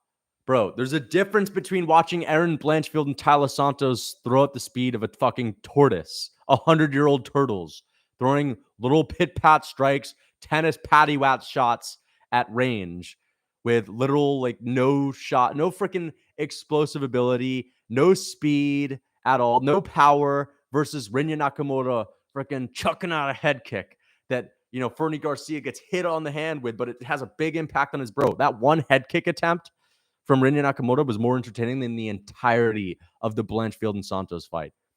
All right. There were like 20 moments from Rinya Nakamura and Fernie Garcia that were better than the best moment in Blanchfield and Santos. The best moment in Blanchfield and Santos is Blanchfield gets her first takedown. Oh, ho! Like, it's not that cool. You know what I mean? You got similar hair to Nakamura? No, I do not, dude. Nakamura has got the most, like, you know, he's got some very Japanese, like, hair texture, you know? Like, just the freaking, you know? I don't know what it is, man. Bro, like, Asians either have super, super straight hair or they have, like, very spiky hair. You know what I mean? Like, either super straight or just very, very spiky. Nakamura's got the spiky hair. What's your reach? I don't know my reach. Thank you for the $2, Auntie. I appreciate it. I think my reach is like 79. I think I've measured it. The last time I measured, I was 14. It was like 78 or something, but I haven't measured it since I was 14. Thank you for the $3 Australian dollars, Axel Foss. Bedoya has to go to 155. He looks so small. Yeah, that's what I was looking at when I saw Bedoya's tape leading into the Chaos Williams fight. I was like, bro, this guy looks fat and sloppy and slow. And I obviously picked Chaos Williams. And he impressed me in that fight. So I was like, all right, maybe I'm wrong. But yeah. Yeah. Oh, wait, they're showing O'Malley KOing Sterling? What is this? Wow, they're just showing an O'Malley promo like that? Bro, you know what's hilarious? The Sean O'Malley Octagon interview got like it got 50% of the views of the Aljamain Sterling Octagon interview. Wait, is this a documentary on O'Malley? Oh, it's a Contender Series promo.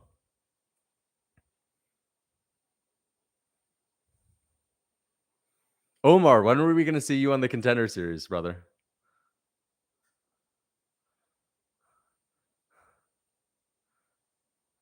Tuesdays.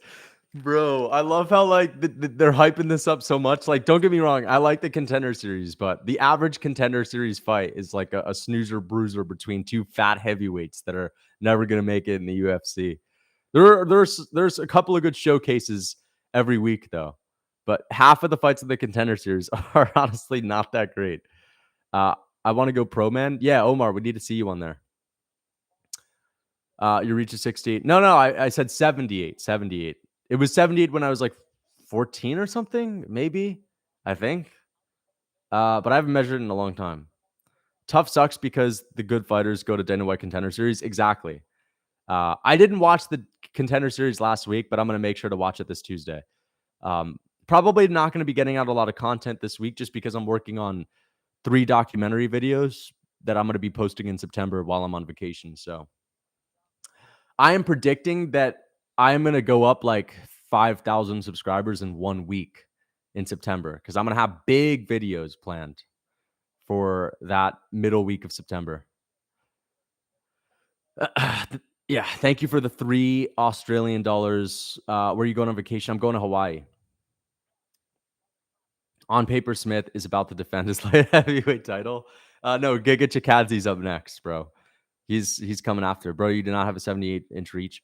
I don't have a 78-inch reach. I'm saying I had one when I was 14, when I was a kid. Like, obviously, I don't have a fucking 78-inch reach now, 23. I'd like to think that obviously maybe I've got a 79. Like, I don't know. I haven't measured in a while, but yeah. 78-inch reach cap. Chidi is like 6'3" with 80. No, dude, I'm not saying that I have fucking Chidi Njokuani reach, dude. I understand that he's got like a really long reach. I'm just saying I'm like 79, you know. I'm obviously not there, but pretty close. I don't know why people think I'm lying, dude.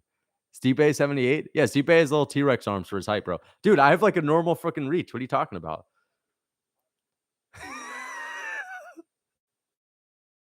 Oh my gosh, dude. Dude's capping so hard. Wait, are you actually straight up thinking that I'm why would I cap him? I'm not even a bro. Oh, wait, here's the next 2 Dana White Contender Series. Mitch Ramirez, Carlos Prates, Yusri Belgari. That's the training partner of Alex Pereira. I'm looking forward to that one. I'm definitely gonna watch this week. I'm not gonna cap about my reach, bro. I literally never. Who am I gonna impress? I don't even fight, dude. It's not like, oh yeah, I'm a boxer with a 78-inch reach. I just have like I'm 5'8" with a 79-inch reach. Your arms shrunk. Your arms are the length of your body, dude. Yeah, no. They're like, you know, I've got a crazy reach. Stretch out your arms, okay. Oh my gosh. No, dude. All right. I'm gonna show you the arms. They don't even fit in the screen, dude. They don't even fit. You know? I'll move back. I'm literally against the wall. My arms don't even fit, dude. Straight up, I'm like as far back as I could possibly go, dude. My head is hitting the wall right now.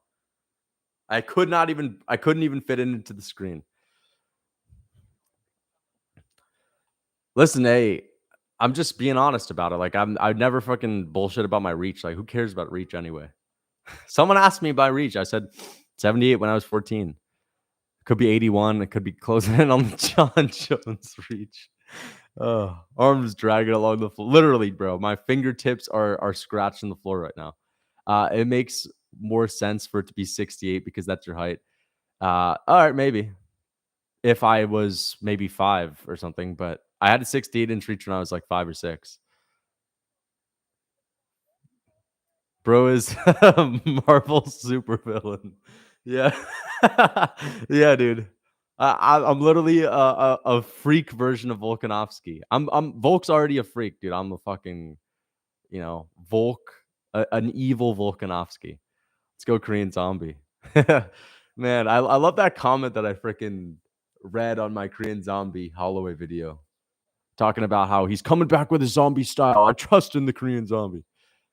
Bro went from coping to capping. Choose one struggle. Thank you for the $3 Australian. Money Maze, my man. Coping to capping, dude. I'm not capping at all. It's just cope over here. Hobo cookies, give him the long reach. Yeah, guys, I'm going to make some cookies today. 100%. I'm going to make some cookies. 100%. Some einkorn wheat cookies, big slabs of butter, banana, some vanilla extract, some whole eggs. This is a dope ass fight. Yeah, this is a good fight. Caceres and Giga. Man, who is picking Alex Caceres? Because he's about to get smoked. He's about to get absolutely smoked. Caceres' only chance to win this fight is by somehow getting the back or somehow getting a guillotine choke or something like that. But I don't see him doing that, bro. I think Giga Chikadze knows that's his weakness, and he's made it clear during fight week. I think he's going to avoid it at all costs and destroy the body of Caceres. But I'm really looking forward to seeing if Giga Chikadze is as fast as he was when he last fought. And we didn't even really get to see the speed of Giga Chikadze last time because he got taken down by Cater, and after the first round, he was slower than he would normally be. So hopefully we can see the quick twitch version of Giga like we saw against Edson. That was that was one of the best striking performances I've seen, period. Giga Chikadze versus Edson. I don't really play video games. No, not anymore. But every now and then, UFC 4, but not that often. I'm looking forward to UFC 5 though. Looks pretty cool. From the 10-second teaser trailer that we got, Giga was good when he was active. Man, he was great when he was active. Let's hope that he's still got some speed. I played 2K when I was maybe like 10 or 11, but nah. I played 2K back when I had like a 78-inch reach. And now I got an 80-inch reach now, so we're not playing 2K no more. If this is the Giga that faced Edson, he's like Yair level. Yeah, man. Giga, striking wise at least, he's on that. I don't know if he's Yair level though, but he's close. He's close to Yair level. He could definitely go maybe tit for tat with Yair, but Yair's got so many more weapons than Giga. Giga's a little bit more basic, but in a good way. In a good way. Not with subs. Yeah, he doesn't have the subs though. But with striking. Will Rose, did you email me, my brother? If let me check right now. Let me check right now. If you did, I'm gonna email you the cookbook, my man, after the stream. Let's see.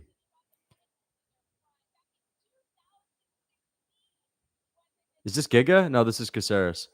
Dude, Will Rose. Hey. Oh, okay. Yeah, I got the email, brother. I got the email. I'm gonna send it to you after.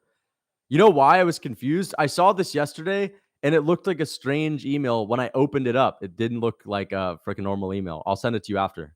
100%. I'll send it to you after this fight. Volkan Pereira UFC 5 cover predictions. I think it's going to be Volk. I don't think they're going to do Pereira. Thank you for the $2, Will Rose. I got you with the cookbook. And Axel Fox. I'll just send it to you right now, bro. Thank you for the $3 Australian. Yeah, let me just put in the timestamps right now. The Giga and Alex Caceres fight in a little bit. Let me hold up. Sorry, guys.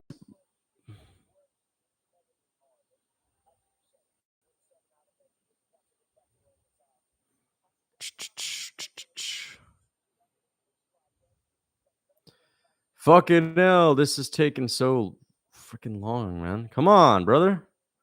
All right, here we go.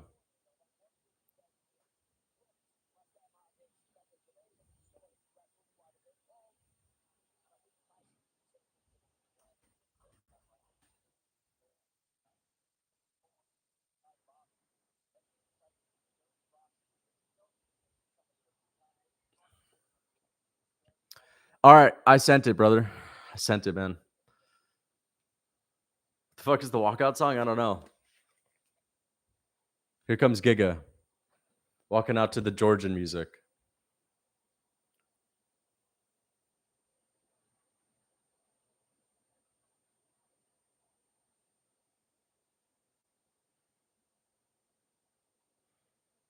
Here we go.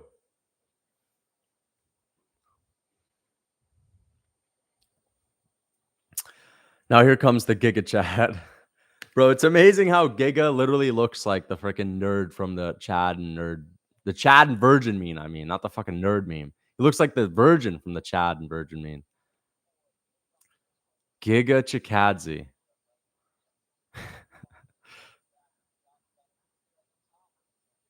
Yo, Lucas, what's your email? I'm gatekeeping the email, man. I'm gatekeeping, but I'll give it to you. LucasTFitness@gmail.com. LucasTFitness@gmail.com. But he's still a Chad. Yeah, he's a Chad, man. But he doesn't look like one. Looks like a 40-year-old virgin, bro. Caceres by decision plus 450. Nah, bro. He's not getting it done. He ain't getting it done. He's going to need to grapple. And Caceres isn't a guy that goes out there and offensively grapples. You know what I mean? He can't really impose his will that way. Alex Caceres is someone that takes advantage of stupid, unranked fighters when they fall into his little traps. But he's not really that great at imposing his will on anyone that's ranked. So we'll see. Giga Chikadze hasn't fought in many years, though. But Giga's looking in shape. He's looking pretty in shape right now. He's looking lean and mean.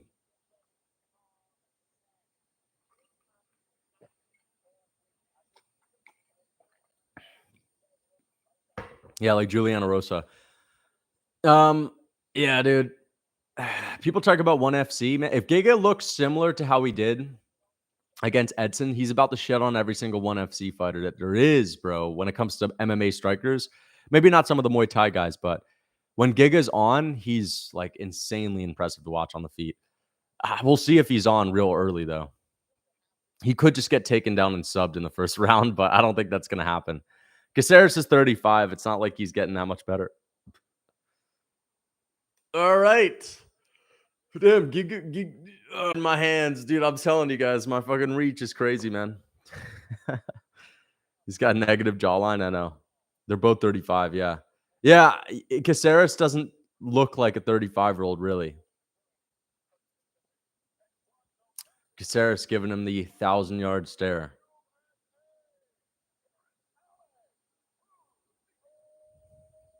Thank you for the $2, bro. I have wrestling right now. I missed the fight. Just do not check social media and go and watch the last 3 fights after, so that no one spoils it for you. Thank you for the $2, Will Rose. I appreciate the $2. Here we go, Giga Chikadze.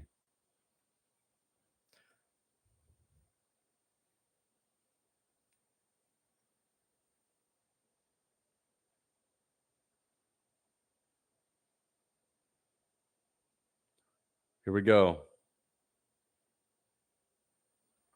All right, guys. Round 1 about to start. There's Big Mark Goddard, A-list celebrity in the UK. A-lister in the UK. God's gift to Earth Goddard. Yeah, exactly. Walking on airs Goddard. Here we go. Giga Chikadze and Alex Caceres. How will Giga look?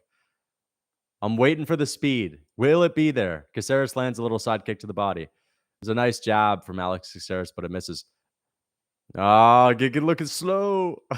Nah, not yet. Not yet. There's a hard right hand for Caceres. Bro, I swear, if Caceres has some dynamite in his hands out of nowhere, I'm going to be pissed. Giga lands a good right hand. Great right hand from Giga. The Giga Chad lands a good body kick. That was nice. Good body kick from Giga Chikadze.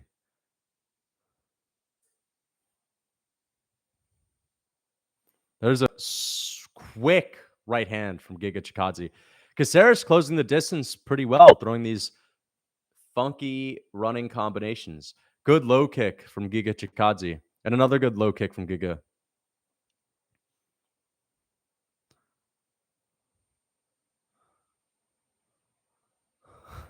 Oh my gosh. Giga looks so much like the fucking Virgin meme. Oh, good right hand from Caceres stings Giga Chikadze, but Giga's got a good chin. Doesn't look like it, but he's got a good chin. Oh, dude, I do not want to see him get slept in this fight. Giga's just kind of warming up into the fight, guys. He's a crafty veteran. Don't let him losing early fool you. He's going to craft his way to a victory. Oh, spinning back fist from Alex Caceres. Lead spinning back fist right on the chin. That was beautiful. Man, Caceres is looking good early on. I know he's decent, but like, bro, he's not got a lot of telegraph on these. There's a nice little head kick attempt from Giga. Low kick from Alex Caceres lands. But Giga is taking this slow. He's slowing it down. He's getting crafty with it. Giga slipped out of that one. You know it's getting crazy. You know it's getting crafty when Giga starts slipping them punches. There's a good right hand from Giga.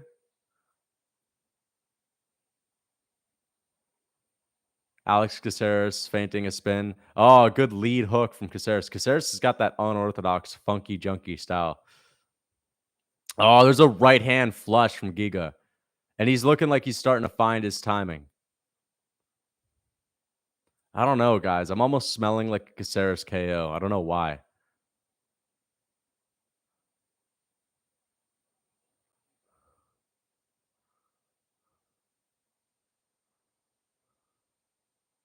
You see Giga's legs? They're very wide. He's standing in a very wide stance. He's anticipating a takedown attempt right now. That's why he's not throwing that much. He's wary of the takedown threat. Caceres is smiling at Giga right now. Imagine standing southpaw in front of Giga. Thank you for the $3 Australian, Axel Fox. Yeah, he is southpaw, bro. Oh, good running man punch. Little Superman punch from Caceres. It's a good jab to the body from Caceres. Caceres is winning this round, I'd have to say. Just by a little bit. Just by volume right now. He's landed some big shots. I don't know, guys. Giga's not looking as good as he was when he fought Barboza. I know that this is a different matchup, but still. He's just not looking as freaky fast.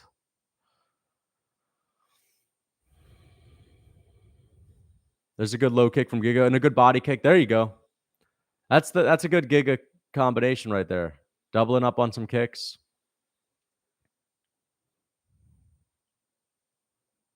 But I'm not seeing the same guy. There's a good right hand from Giga.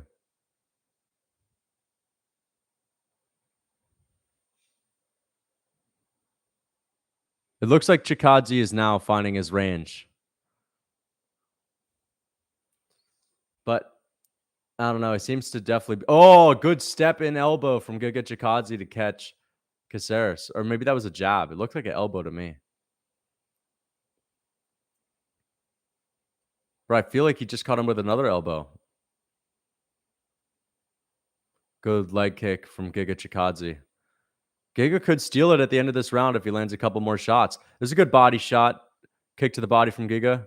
He lands a good right hand. Yeah, I don't know. That's a close round. That's a very close round. I think it's 1-0 Giga Chikadze, guys. I think it's 1-0 Giga, but it's close.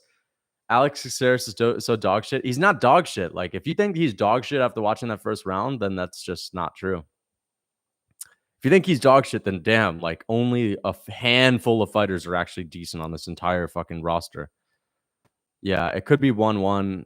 That could have been like a 9-9 round. You know what I mean? Literally could have been a 9-9 round if we were to have like a better scoring system. But I lean towards Giga a little bit. Alex landed harder shots on the chin, but fewer of them. Fewer of them.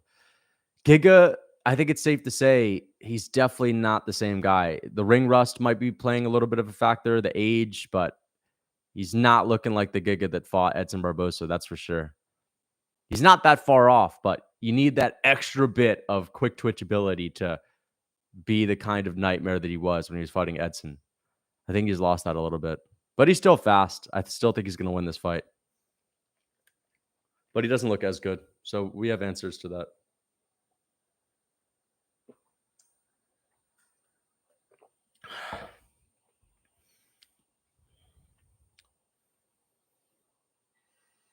Yeah, Caceres is just trying to chuck as much volume at Giga as he can, but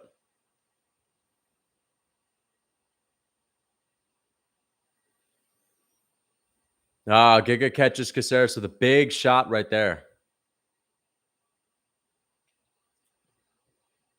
Question mark kick misses for Giga. What the fuck is Bisping talking about?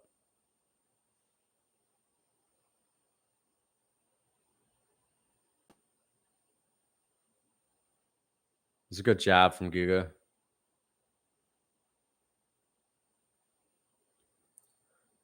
Caceres is just straight up missing every single one of these shots.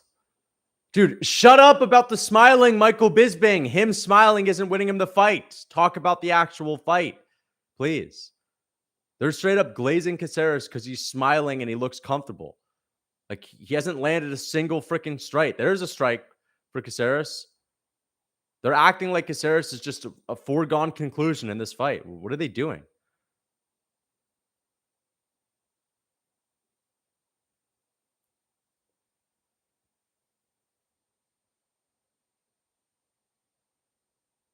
There's a good jab from Giga. Good 1-2 from Giga.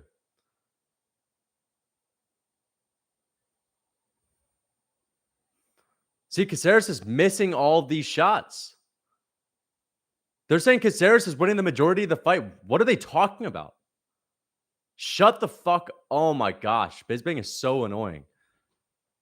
It's like razor close, and they're acting like Caceres is running away with this. Look, there's a flush right hand for Giga. Like, they'll mention Giga strikes, and then they'll go right back to glazing Caceres. But Caceres is smiling. He's floating like a butterfly and stinging like a bee. So there's a good right hand from Giga.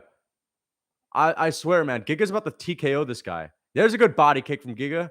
Giga's starting to beat his ass, man. I hope he honestly finishes him so Michael Bisping can shut his fucking mouth.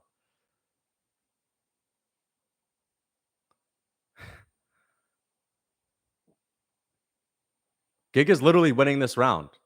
Like, Caceres is not landing any of these.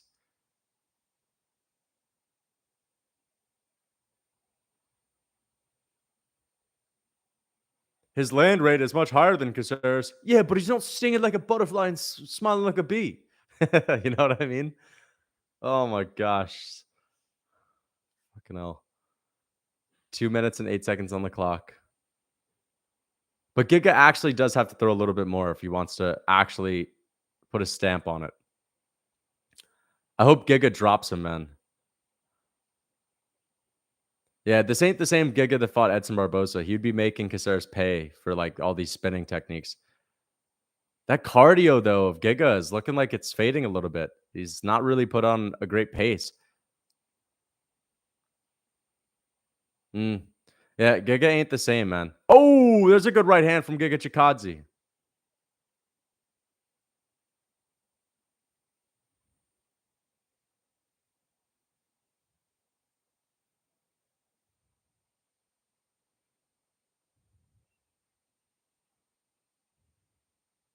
Lead hook from Alex Caceres lands.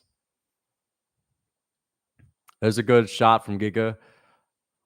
For every shot that Caceres actually lands and commits to, he gets countered. So it's like, I'm still saying this is a Caceres loss in the making. I hope they give this shit to Giga, bro. He's winning this fight. There's a hard body kick from Giga Chikadze. Like, he's just landing the cleaner strikes. Caceres is landing like grazing shots. Look at that. Everything he's landing is grazing. It's hardly touching. Giga Chikadze clean. Look at that. Grazing side kick to the fucking chest. Hardly landed. God damn it. See? Actually committed to a leg kick and gets countered hard. Oh. Giga has to land something hard and clean at the end of this round if he wants the chance of winning it. There's a good hook on the inside. Dude, Caceres isn't landing anything hard. He's just pitter-patting around. He's not doing fantastic work though, Bisbing. He's landing little pitter-pat butterfly shots with absolutely no sting on them. I could literally be, dude, I could have my chin out on a silver platter, eating every single head kick or spinning kick that Caceres has to throw. They could be landing flush on me. They wouldn't do a damn thing. All right. It's either 1-1 or 2-0. It's either 1-1 or 2-0. Giga has to win this third round if he actually doesn't want to get robbed, though. Like, the commentators are straight up setting up fucking Caceres for a robbery win right now. Glazing Alex. No, it's 1-1 or 2-0 Giga. It's one. There's no way it's 2-0 Caceres. Caceres lost the second round, and the first round is razor close. It's either 2-0 Giga. The second round's Giga's round. Yeah. 1-1 or 2-0. The first round's the toss-up, but I still think it's Giga's round. He landed the better shots. Caceres is landing butterfly fucking shots out here. Dude, I don't know. Does Caceres have any pop in his hands? What's the deal? Any pop in his limbs? Any pop in his leg kicks? His body kicks? They have no sting on them. Giga Chikadze, when he lands a freaking body kick, it sounds like a baseball bat hitting something, you know? Can you say when round 3 starts? Round 3 started just now. Giga Chikadze opens up with a head kick, misses 4 minutes and 56 seconds, 4:55 on the clock, 4:54, 4:53. There's a hard strike from Giga Chikadze. See, that's the average Chikadze land. Flush on the chin, snapping back Caceres' head. The average Caceres land is like the freaking grazing strike to the chest of Giga.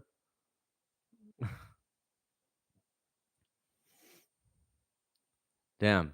But, oh, he got him with a big shot there, Giga Chikadze. But he actually has to put it on him. Like, Caceres isn't really offering a lot of threatening power. There's a flush right hand from Giga Chikadze. He has to put it on Caceres. He wants to win this fight. It's a close fight, but honestly, it's a clear fight in my opinion. Giga's winning this fight. He just jabbed him up. Giga's absolutely dominating this round right now.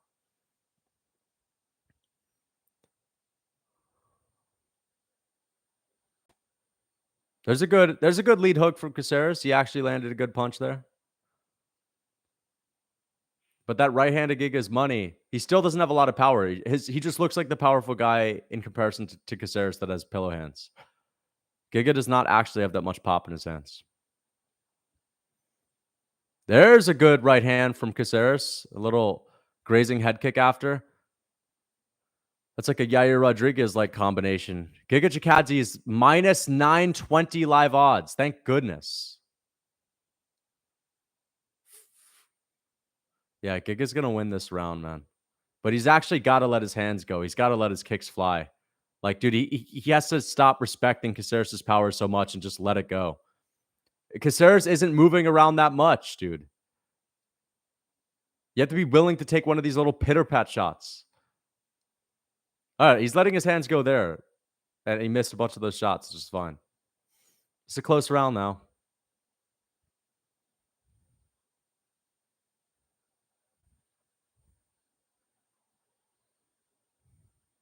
Oh, hard flush right hand for Giga Chikadze. I'd like to see a front kick up the middle for Giga. There's a good body kick from Giga. There's another body kick from Giga. Slightly misses. There's a good low kick from Giga. Oh, grazing little side kick from Caceres and a good lead hook lands. There's a good shot to the body from Caceres. Oh, Giga counters him hard with a hook on the inside. But guys, I just have to say it. Even though Giga's winning this fight, it's close enough to the point to where I'm not that impressed because, you know, I expected a different Giga Chikadze, but I'm not surprised. He's an older man. I think it's safe to say that he's not going to be the same guy. He's past his prime. And it's not just the ring rust. He just doesn't have the same kind of speed. He doesn't have the same kind of speed at all. There's a good shot to the chest of Caceres. There's a great body kick from Giga Chikadze. A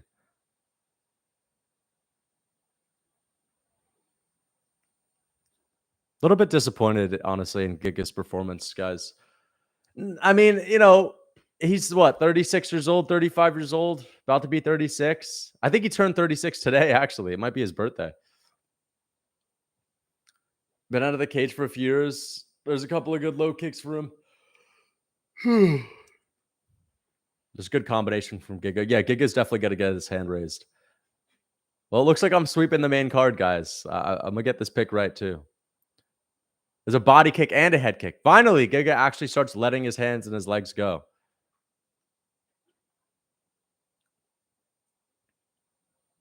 Yeah, Giga Chikadze is not winning a title fight. I think it's safe to say at this point, Giga Chikadze would get absolutely smoked by Yair Rodriguez. He would get smoked by any striker right now. Bisping's talking about how Volk is definitely watching this. I'm sure Volk is watching this, but he's not like in any way thinking either of these guys are ever going to be fighting him. Yeah. Giga's not the same guy. He's just lacking that extra bit of speed. But I'm happy that he's solidifying himself here and actually getting the job done against Caceres. It'd be a shame if he were to lose this fight. That'd be a massive robbery. Hard body kick from Giga Chikadze. Come on, man. He should have been fighting round 2 like this. Yeah, Caceres has absolutely no ability to hurt someone. Dude, I hope Giga just goes for a takedown. Rolling Thunder from Giga Chikadze. There you go. All right, we're sweeping the main card. We're 3-0 on the main card, guys. I honestly think that's either a 29-28 for Giga or 30-27. It could be 30-27. Personally, I would score 30-27 for Giga Chikadze. It was close the first round, but it's 30-27. This might be one of the worst robberies of the fucking century. If Caceres wins, though. Giga just landed a Rolling Thunder at the end. Yeah, I know. Win fight. So happy he beat Alex and didn't get how all the people were picking Alex. Not many people were picking Alex, to be honest. I think like most people were picking Giga. Yeah. Alex Caceres was not shooting takedowns out here like that. He didn't shoot a single takedown. So the people that picked Caceres by sub, you know what I mean? Like, they must be pretty pissed thinking that he was going to go. I honestly thought that Caceres might go out there and try to grapple. Giga thought he was going to go out there and try to grapple. That may be why Giga was so patient early on with the wide stance. But he definitely is not the same guy. It sucks to say that because we missed 2 years of potential Giga Chikadze banger fights because number one, he took a lot of damage against Cater, but just had a bunch of injuries. And he got to the UFC at a later age. He's talking to, who is that? Dana's crony? Forget his name. Hunter Campbell? Right? I don't know, man. Giga is not getting a freaking number 1 contenders fight off after that. No way. Dude, Caceres is kind of a cunt, bro. I don't really fuck with Caceres that much, man. He's kind of annoying, bro. He's one of those guys that smiles just to piss you off, you know? I'm sure he's all right. I don't know him at all. To be honest, he's probably fine. 30-27.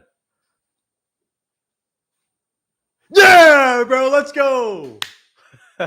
30-27, bro.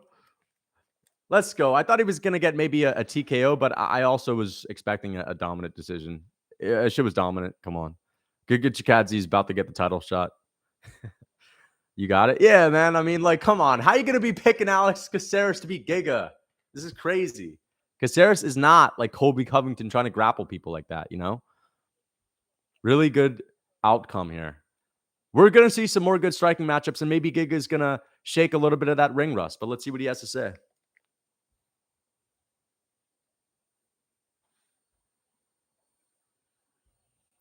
I thought Giga was a virgin. He's saying he's had 2 kids and a wife.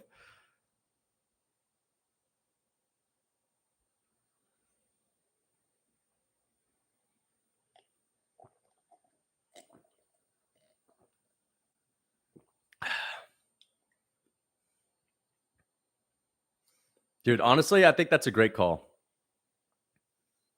He said he changed his style a little bit. That means he definitely improved his takedown defense. Here's his announcement. He says he has a big announcement. Is he going to retire?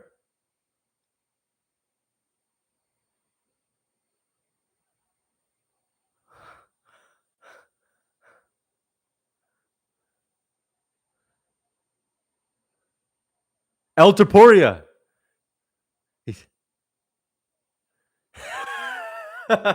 Dude, I thought that was hilarious, man. He was trying to act all fucking humble and shit. Yeah, dude. Yeah, bro. Let's go. Giga's back. We need the arrogant Giga Chikadze. He's entertaining as hell, bro. Listen, Giga is definitely not the same. He's past his prime. He looked slower than ever, but it's all good, man. He's still going to give us some good matchups. I think he gets obliterated by Topuria, though. But that's a good call out. Topuria is not going to fight him. No way. Topuria is in too high up right now. Giga lost his last fight, and he just beat Caceres. You're not getting the Topuria fight. But maybe we could see him versus Yair. Yair Rodriguez and Giga would be fun, right? I think Yair would decimate him.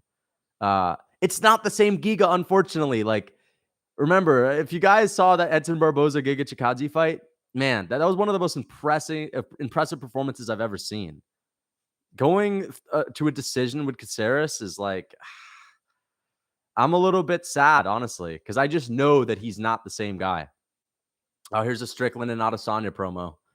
Let's watch this. Thank you for the $3 Australian, Axel Fox. That was kind of hype. Give him the Mexican. Yeah, give him Yair, bro. Yair would be awesome.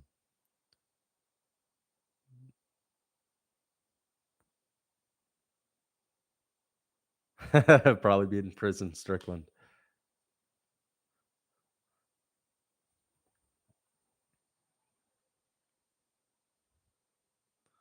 Honestly, I'm getting hyped for Strickland and Izzy. I can't wait to get my prediction video on that. I've already done a little breakdown, but I think that Strickland is going to go to a decision with Izzy. I think it is going to be a close fight. I think Izzy's going to get it done, though.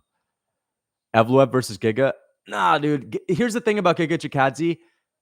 Listen, he's going to want to get the belt, but if I'm being realistic, if I'm Giga Chikadze's coach, I'm telling him, listen, man, like, you're getting a little bit older. You're 36 years old. You just went to a decision with Caceres. You're taking a huge step up if you're wanting to fight any of these next killers in the division, like Evloev or Topuria. Fight your best matchup. Fight a guy that's going to strike with you.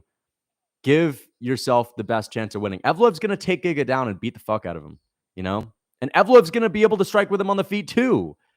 Evloev would beat the crap out of Alex Caceres on the feet. You'd beat him up just like Giga just did. Maybe not, but it'd be close. He should not be fighting any guy that's going to go out there and try to take him down as their MO. Like, he needs to fight strikers, and he needs to find the easiest path to the belt. And to me, right now, that could be a fight with Yair. That's probably his best matchup, but he still loses that fight. Yair is better than the Giga of old, too, in my opinion. And I think that, even though it was a close gap back then, it's not a close gap anymore. He just is missing that extra bit of twitch, that fast twitch ability that he had. And once you lose a little bit of that, you're just not the same. 3% loss with your quick twitch ability, it's a big difference in MMA. Main card timing. The main card's on right now. There's only 2 more fights. Nah, he's rusty and still won. Yeah, he's 36 though, bro. And when we're saying rusty, like, this guy just had a whole training camp. This whole idea of ring rust, bro. He had a whole training camp, and he was heating up in the 3rd round, and he still couldn't look that incredible in the fight. Like, he just simply doesn't have the same speed. You're not going to have it when you're 36. He's past his prime a little bit. That's okay.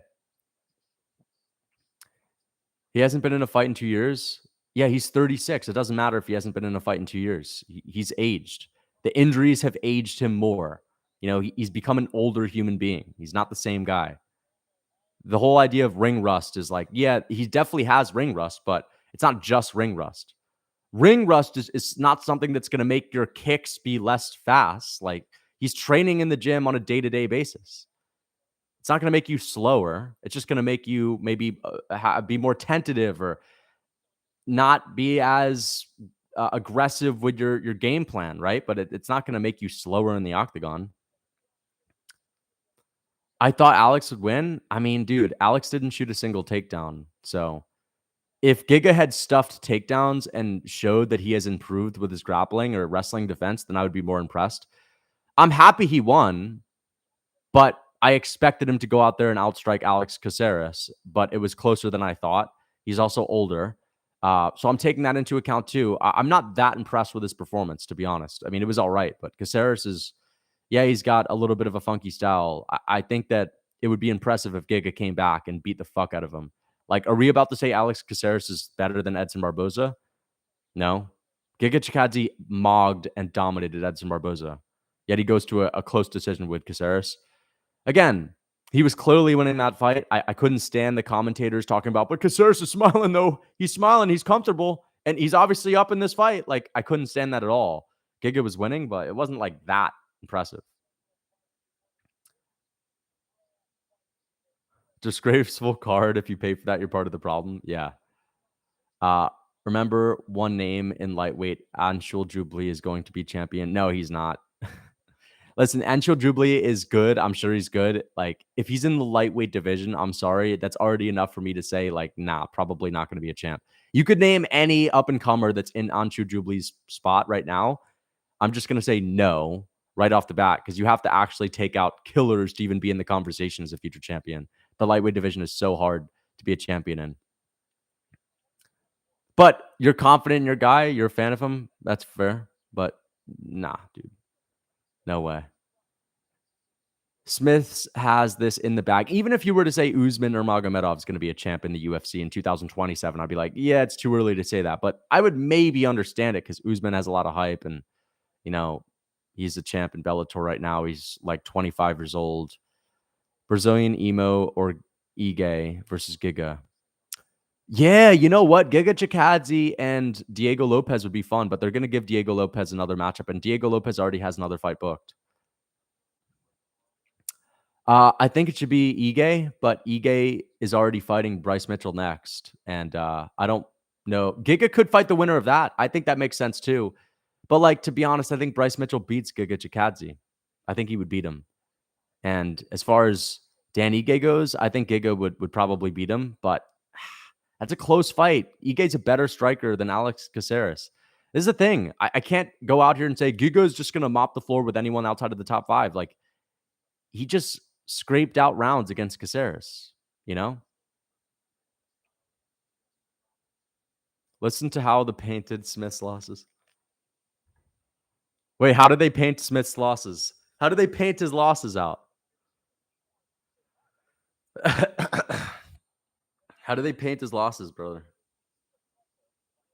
Okay, let's do the time. Let me do 2:12, 35. Smith versus Span.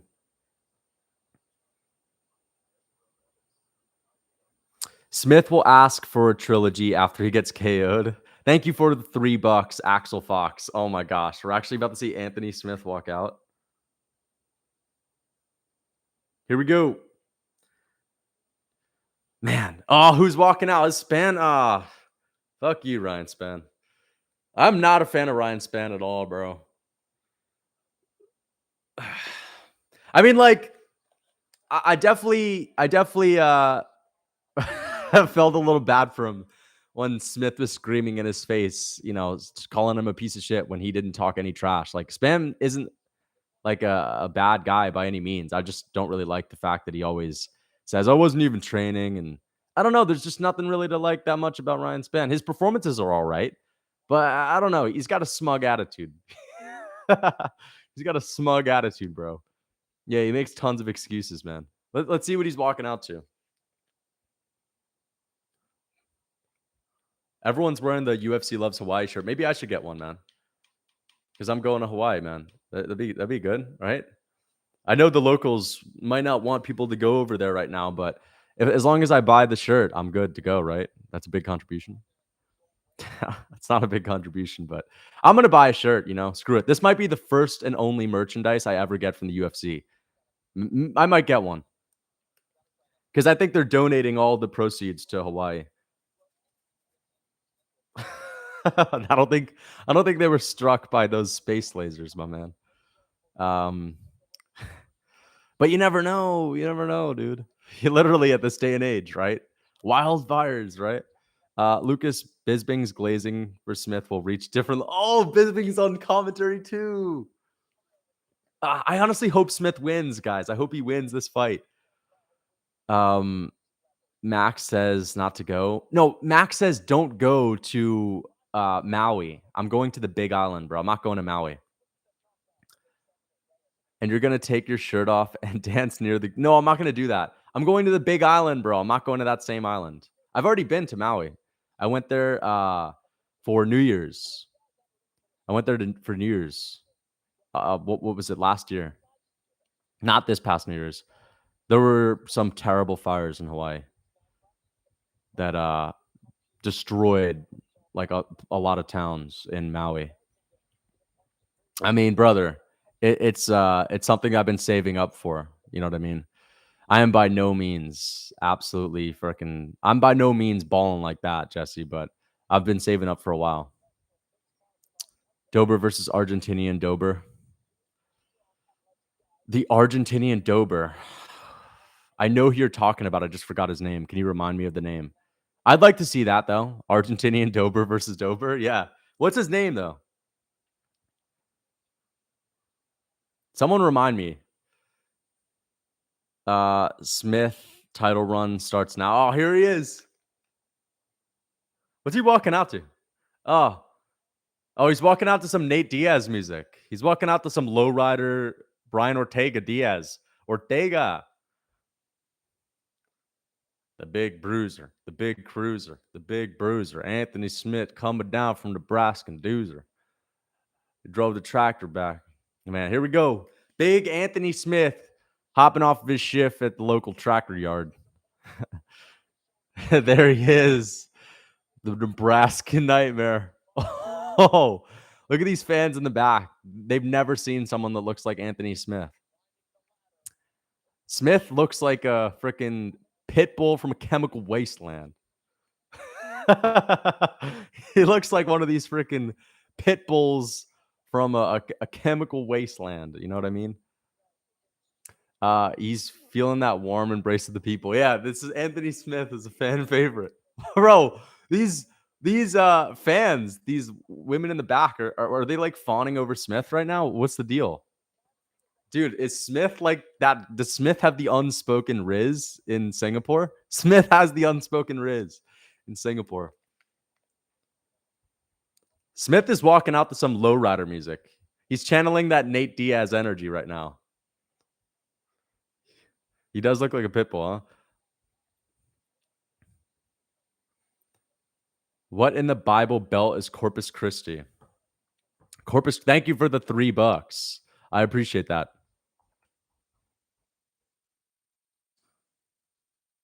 It's a city in Texas, my man. I've heard of Corpus Christi. Yeah, it's a city in Texas. Wait, is he training at a Corpus Christi or something like that? Yeah, it's straight up, bro. They've never seen anyone like Anthony Smith. These girls feeling over the Nebraskan bruiser. I know. Dude, Smith looks huge, man. I don't think I've ever seen him in this kind of shape. Dude, what is going Oh, I honestly feel bad, bro. I honestly feel bad right now. I don't want to see him lose like that. It's going to be bad for his mental. Him and Vittori or Hork Bros. Real motherfucking G's. It is a good song, yeah. It's actually a good song. Smith out here stomping on the octagon. I need Smith to win on paper, baby. Let's go. I heard that this fight was actually going to take place on paper. I'm waiting for them to actually bring out the sheet. When are they going to bring it out? They need to bring that sheet out ASAP. Damn, I have a longer reach than Anthony Smith. Shit, dude. 78-inch reach? I got a longer reach than that, bro. Here we go. Smith versus Spam is going to be going down 2 hours and 15 minutes into the stream. Thank you for the $2. Smith is done. We'll see, man. Ryan Spann is looking focused. He's looking lean and mean. Honestly, Spann is he's looking a little bit leaner than normal. He's not looking as heavily muscled. That means he's probably in some really good shape. That's the first takeaway that I have. He doesn't look as blown out, essentially. And that means he's probably been training harder and he's actually been training, essentially, right? But it means his cardio is probably going to be a little bit better. He looks a little skinnier than normal. Here's Smith. Battle of the worst tattoos on earth. I didn't even fucking see Ryan Spann's tattoos, bro. Yeah, Smith's tats are not that great for sure. They're pretty bad. Heard Spann was talking crazy about Smith's family. Oh, I know, it's disgusting stuff. Just put $10 on Smith. Nice. Ryan Spann's first training camp ever. Here we go. I think Smith needs to freaking get in his face. We'll see. Spann's gonna chop at the legs. Oh man, I'm honestly kind of nervous for this. Here we go. Oh my gosh. Is that Aziz Ansari? Not no. Who's that other guy? Russell Peters. Is that Russell Peters as a referee? All right, let's go. Round one. Smith and Spann. Here we go. 458, 457. Smith is already light on the lead leg, looking to check the kicks. Ryan Spann is looking to throw that right hand already. Good lead kick to the body for Ryan Spann. Front kick. There's a hard low kick for Smith. Good front kick to the body for Ryan Spann, but Smith is looking a little jittery on that lead leg. He's looking to check the kicks. Gets out of the way of that lead hook of Ryan Spann. Hard low kick for Anthony Smith. Gets out of the way of the 1-2 from Spann. Ooh, Spann. Look. Oh, no. Smith almost got him down. I was like, shit, man, get him down, bro. Spann was shooting the takedown there. Spann is looking to find a home for that right hand. He's looking so much leaner than he did in the last fight. Spann has literally lost a lot of weight, but he needs to throw some kicks. There's a good right hand for Smith. There's a good jab from Smith. Smith is switching stances. Just ate that right hand from Spann. There's a good check hook from Smith.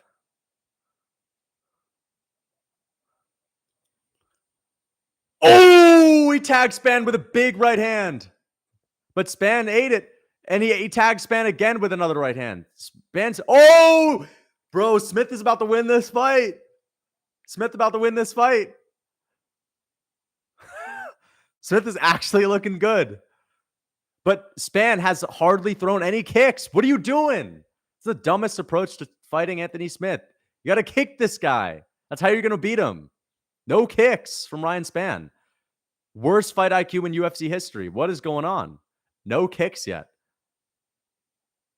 Have you watched any tape? Have you seen what Smith's paper legs are capable of? Come on. No kicks. Smith is destroying the legs of Spann right now. There's a jab from Smith. Oh, Smith tagged him. Smith tagged him. Smith is dominating this fight. Bro, this is so sick. There's a hard leg kick for Anthony Smith. Spann is looking so bad, bro. He needs to chop at the legs. No kicks. No kicks. This is the dumbest approach I've ever seen in my entire life. Spann has the worst team ever. He has the worst team I've ever seen. He's got to fire. Oh, there's a kick from Ryan Spann. Finally, one leg kick from Spann. This is the worst approach I've ever seen, but Spann's chin is holding up. There's a good right hand for Spann. And he landed a kick there.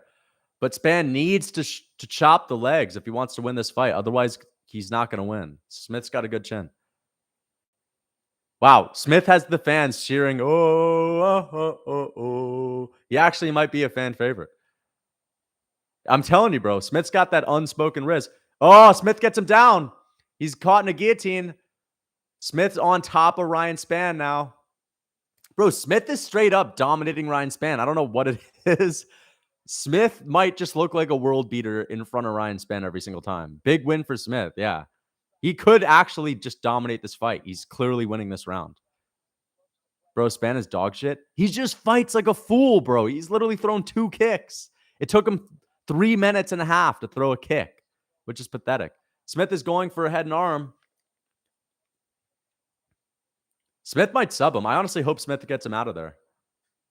Spann doesn't deserve to win this if he's not throwing kicks on Smith. Wow, Smith. Oh, nope. Spann gets back up. Spann gets back up. Thank you for the $3, Axel Fox. He took his skills off paper for once. Yeah. Smith is no, dude, I'm telling you, they laid a thin see-through sheet of paper on the octagon for this fight. And Smith is actually looking like a champ here.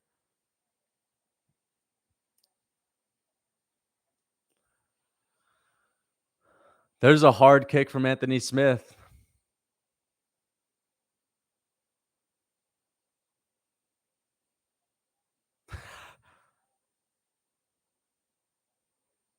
I'm happy that Anthony is winning this fight, though.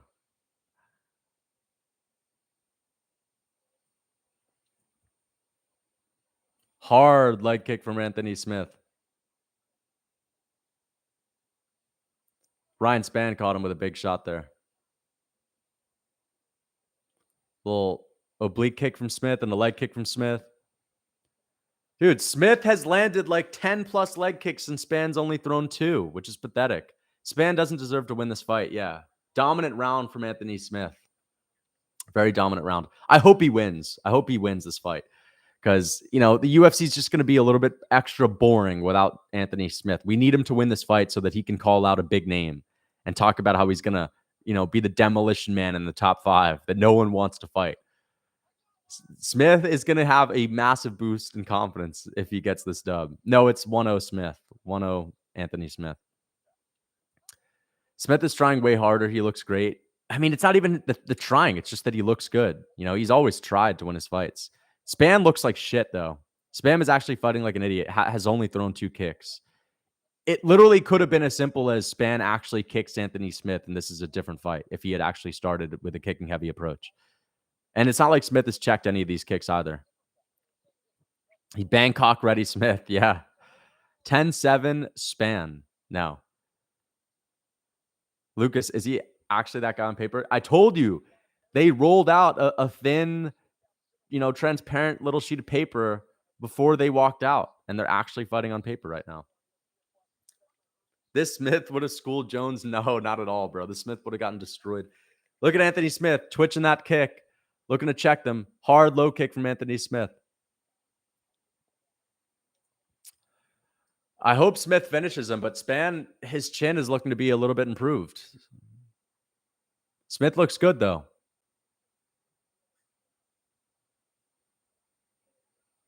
Another hard low kick from Anthony Smith. Ooh, that was the best right hand of the entire night from Smith. Smith got caught with a big hook there. Smith hurt? Oh, shit, man. No way. Is Spann going to beat him up? This is not the measly TKO that I predicted. Dude, Smith is hurt. Oh, what happened? Oh, no. Smith, I think he got his orbital bone broke. Oh, nah, dude. Dude, Smith's going to get beat. Fuck. He was looking so... No, bro. He's going to quit. No, dude. He's going to quit. God damn it, bro. So unlucky. He got his orbital bone broke by like 1 punch. Fuck, dude. It's over. This actually sucks. Like, he was looking good. This is just straight up an unlucky moment for Smith. He cracked the skull. He literally did. Shit, dude. This is only something that could happen to Smith. This is actually unlucky. Straight up. Thank you for the $3 Australian. Axel Fox. Dude, he might get finished. Oh my gosh. He was literally dominating the fight. On paper, he's still winning. Fuck. Oh, this is actually like... No, that's a back of the head strike right there. This is actually unfortunate. This is straight up unfortunate. Smith needs to freaking work his way back into it and shoot takedowns for the rest of the fight because he can't stand with Spann after getting his orbital bone broke. We need to see what it looks like. We have not seen the face of Anthony Smith in the last minute. Oh, this is looking like... What happened to Smith? Bro, what happened? He's going to let him up. What is... Dude, his eye is busted up. Damn, man. His eye is done. Damn, man. Shit, dude. Unlucky for Smith. He looks like Yoel, but he doesn't have that same Yoel ability to endure this moment. Damn it, man. This honestly sucks. I feel bad for him. That's just one of those punches that lands in the weird spot.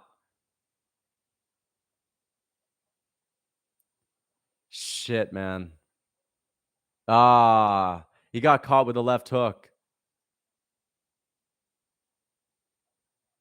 Let's see. Hopefully Smith can actually show like some serious toughness here. Spann is winning this round clearly, but he might lose the third. He might lose the third. Right. I hope Smith knocks him out or finishes him. Smith's got to start yelling, "You're attacking my family." Damn, man. Dude, Smith needs to keep smoking the lead leg of Spann if he wants a chance of winning. He needs to shoot takedowns and go after that lead leg.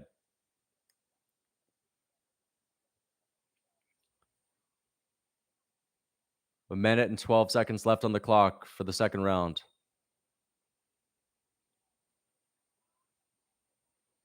Oh, dude, Ryan Spann cracked him. Good right hand there. There's another hard low kick from Smith. I don't know, man. I kind of want to see Anthony Smith level change in the third round. I want to see him go for a takedown. Smith was dominating this fight. He got clipped on that eye again, but he's recovered. Smith is recovered. He's not just going to get finished like that. Unless he gets cracked with a big shot on the eye. But it could be a blessing in disguise for Smith because Spann, he might just be gunning for that eye, which is smart to some degree. But if that's where he's putting all of his eggs in one basket, then he might leave himself open to other things if he's focused on the eye too much. I'd love to see it take. Oh, there's a big shot from Smith. There's a big shot from Smith.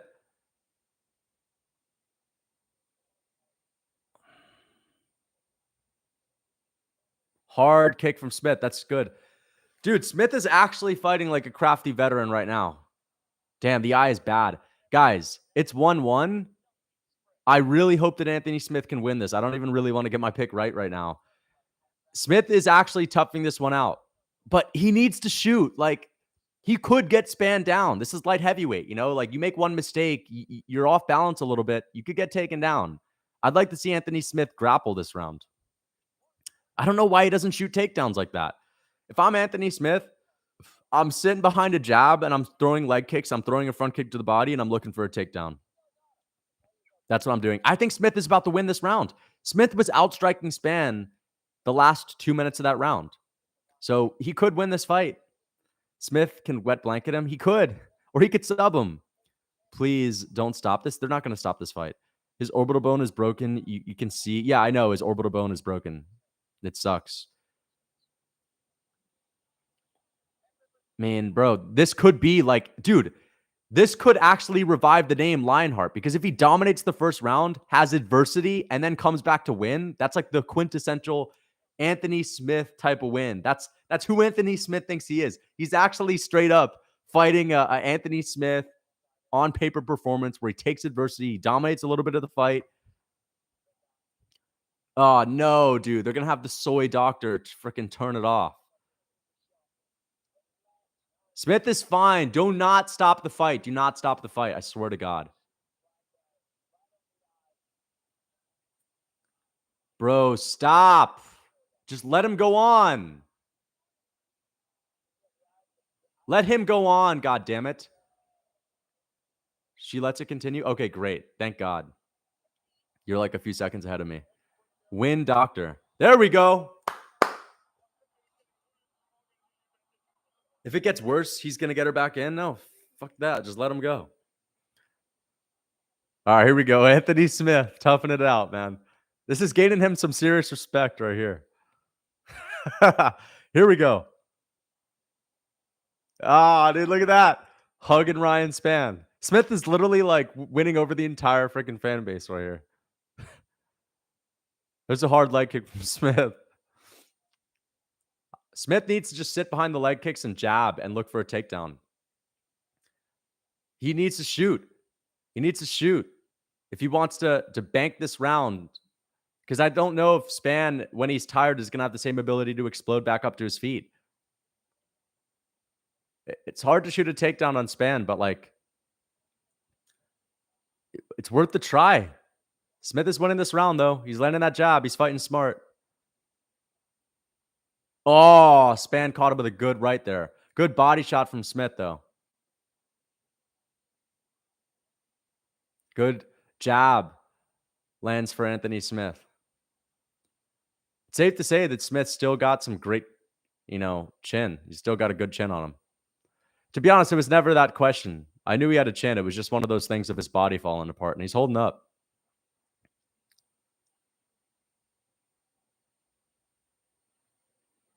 There's a good hook to the body from Anthony Smith. That's great. Oh, good stiff jab from Anthony. Another jab from Smith. Smith is fighting smart. He's fighting really intelligently. There's a good jab to the body and a right hand on top. Smith is winning this round. Let's just hope that he doesn't get decimated with a big right hand on the eye.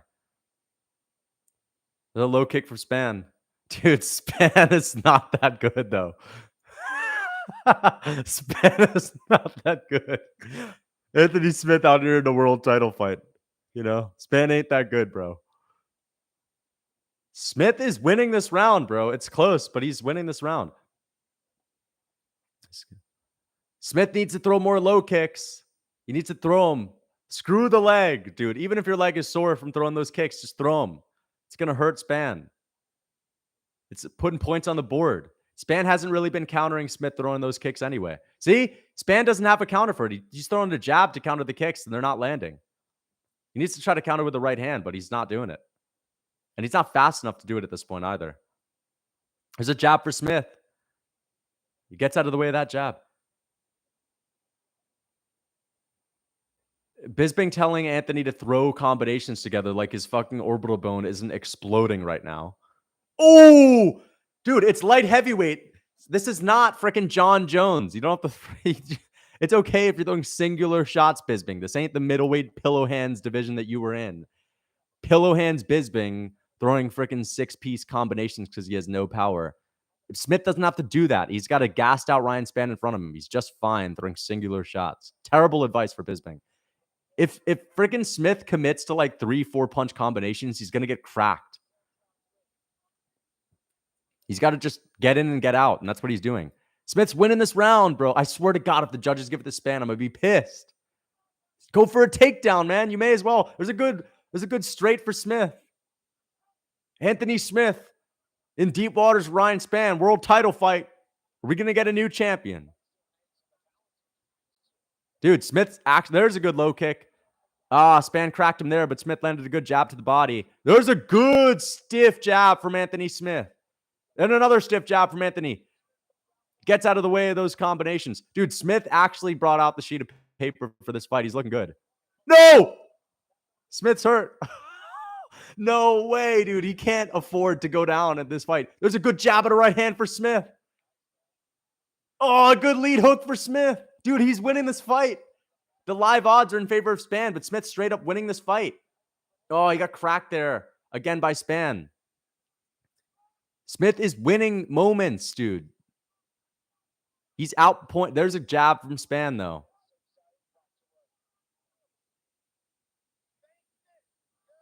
Spann lands a low kick. It's close, man. Smith lands a kick there. There's a right hand for Spann. There's a good hook from Smith. One big moment could steal it all, though. There's a good jab for Smith. He's winning this round. I'm telling you guys, he's winning this round. There's a good hook grazing the back of Spann's head a little bit. There's a good leg kick from Smith. He's outpointing Spann. Smith is landing like 3 shots for every 1 shot of Spann. This is a Smith round. One more hard kick. Smith wins. Smith wins the fight. And that's an Anthony Smith dub. Dude, that has to be Anthony Smith. It's rounds 1 and 3. Dude, it's close, but that has to be Smith. For every 1 shot Spann would land, Smith was landing like a couple of jabs, a leg kick here and there. That's Smith, bro. He actually won that fight. That's a great performance from him. Like, of course, it's Ryan Spann who doesn't have a good fight IQ that probably threw 4 leg kicks the entire fight, despite the fact that everyone on this earth knows that Anthony Smith can't take leg kicks. Terrible approach from Ryan Spann, but that's a Smith win. And that's a great performance. He lived up to his name, Lionheart. He was beating up Spann early. He was putting it on him. And Spann got a big moment in the second round, broke the orbital bone of Anthony Smith, gave him adversity. Smith worked his way back up. The last few times he saw Smith crumble under adversity. Now he fought through it and he won the third round. Gritty performance. And he's showing respect to Ryan Spann too. That's a Smith win. He literally outstruck him on paper too. Smith literally won this fight on paper. Significant strike accuracy, 57 for Smith, 36 for Spann, 78 significant strikes for Smith, 77 for Spann. The only thing that he didn't outstrike Spann on was significant head strikes. But he got 34 leg kicks to 5. Ryan Spann is a fucking fool. What an idiot. How dumb do you have to be to only throw 5 leg kicks on Anthony Smith? Jesus Christ. I swear to God, Ryan Spann has some of the dumbest coaches on earth. If his team didn't tell him to leg kick Anthony Smith, that's actually a disgrace. Or maybe they just didn't want, maybe his own team dislikes him. I hope Smith wins. He deserves this win, bro. 29-28 Smith. Smith. 29-28 for Spann. Oh, it's a split decision. They're going to give it to Spann, huh? Yeah! Let's go! Woo! Yeah! Let's go! Big Smith in the house. The killer on the block. Nebraska Nightmare gets it done again.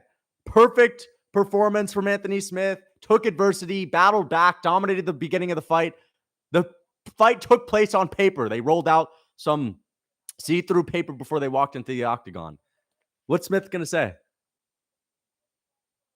35. I'm so happy. Dude, Smith just freaking won all the fans over. He's got the unspoken Riz on the walkout too. If you guys were in my stream on the walkout, all the freaking ladies were going crazy about him.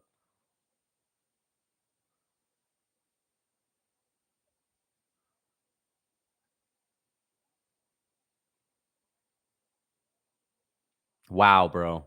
It's crazy how that win was so hard for him. I mean, bro, like Ryan Spann is tough. Smith is past his prime. You got to give him some credit. But Spann fought like a fool. Spann has to like take advantage of Smith's weakness, which were the leg kicks. He was always going to lose that fight if he didn't go to the leg kicks. How washed is Dominic Reyes? Oh, completely done. Reyes is done. I'm actually so happy, bro. It would have been boring as hell if Spann won. Spann has no personality.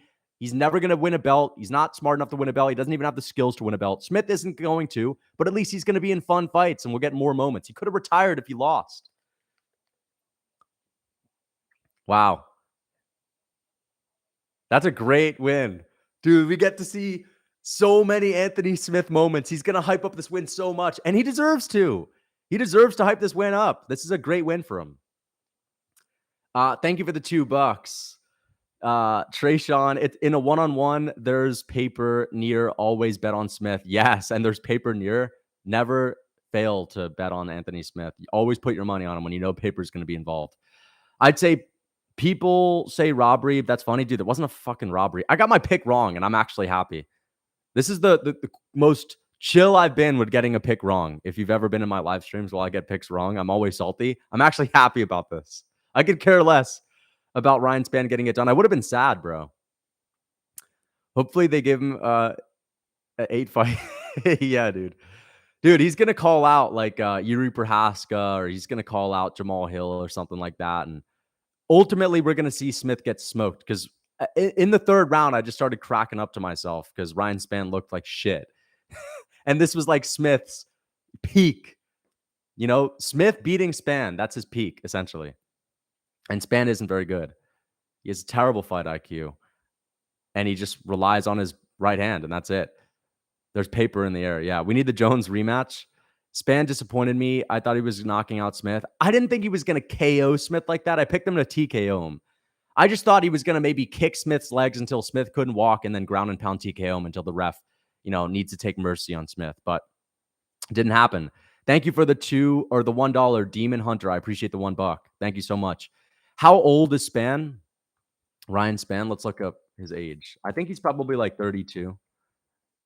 32, literally, yeah, 32. Anthony Smith's 35. Bro, Anthony Smith actually might string together a couple of wins, but we already know how his career is going to go. He beats Big Bear Ryan Spann. I'm sorry, Big Bear Devin Clark, Ryan Spann. You know, he's taken out these kinds of opponents, but he ain't beating the best. You know, Rakic still beats Smith. You know, like Walker schooled Anthony Smith. And I picked Smith to win. I should have picked Anthony Smith. God damn it. Fuck. But I'm happy he proved me wrong. All right, guys, here we go. Max Holloway is about to absolutely decimate the Korean Zombie. Oh my gosh. I can't believe we're getting to see the UFC's first and only you know what in the octagon, which is going to be sad, but we'll see. Guys, I got to go to the bathroom real quick. I got to take a piss, bro. I've been holding it in for the entire freaking fight night, man. Jesus Christ.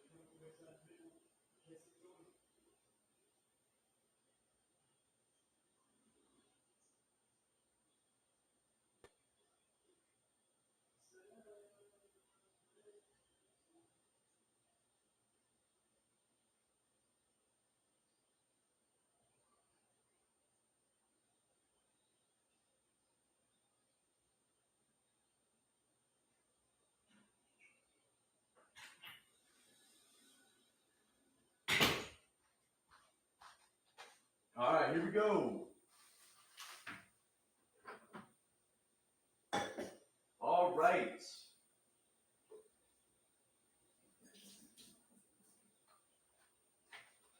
All right, here we go, man. Got some good filtered water. Gonna have to be drinking some of that. Let's get it. Celebrate good times. Come on. Celebrate good times. Come on. Yeah, man. Anthony Smith getting it done. Let's go. Get ready for this super close split decision. It's not going to be super close. There's literally no chance Max Holloway loses. Max Holloway is going to absolutely dominate Korean Zombie. It's going to be sad, guys. It's going to be a horrible retirement fight. Thank you for the $3 Australian, Axel Fox. 11 for 12 TKZ UFC fights have been main events. That is actually crazy. He's like, you know, the go-to fight night main event guy in the featherweight division. Here we go, guys.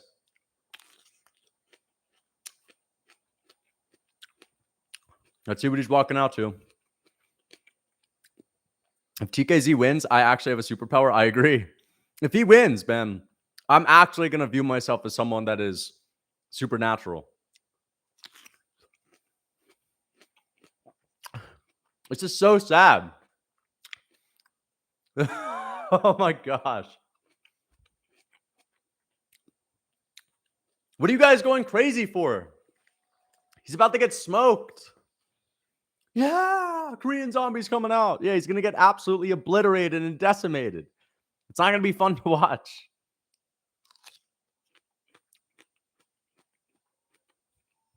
Yeah, the final walkout to the casket.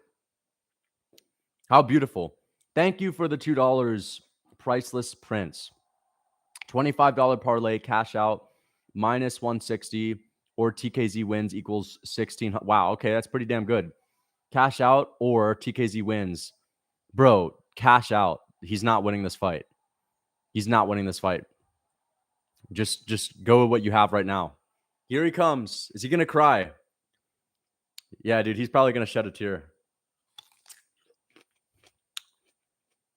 Here's a good walkout song. He had one arm against Volk. The same thing would have happened if he had two arms. That's an excuse. He's always making excuses after these L's.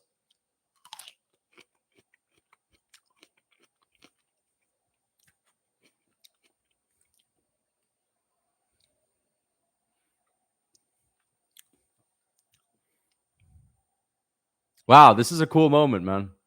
Thank you for the 1 month of membership. Time to make the redemptive Anthony Smith video. Display the magic zigging on display. I'll make some kind of a cool video for that. The magic zigging. This is a very cool moment, though. This is a great walkout. But this is all going to go down the drain when Max Holloway walks out with tears in his eyes for Hawaii. This is all fun and games until Max Holloway walks out with a chip on his shoulder with rage in his eyes for Hawaii. You know what I mean? You know, I could understand Holloway if this was a regular time of the year where nothing's going on, goes out there and takes a little bit of pity on TKZ. He's going to take out all of his freaking rage on it. This is not going to be a fun fight to watch.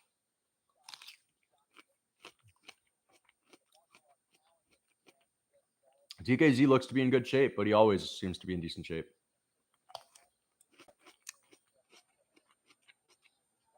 Man, this is amazing, guys. This is actually fucking amazing.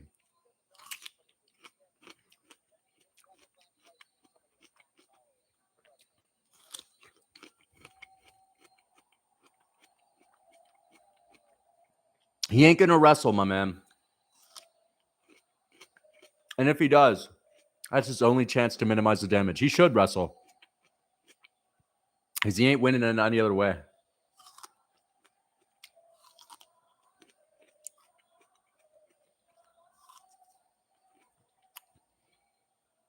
Why couldn't they just do this in Korea?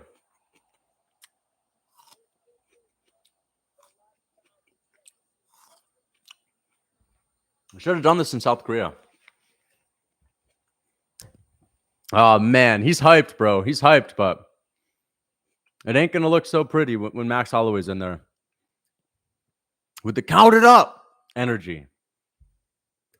Dude, Holloway's going to be walking out crying as well. This is going to be just as emotional for Max.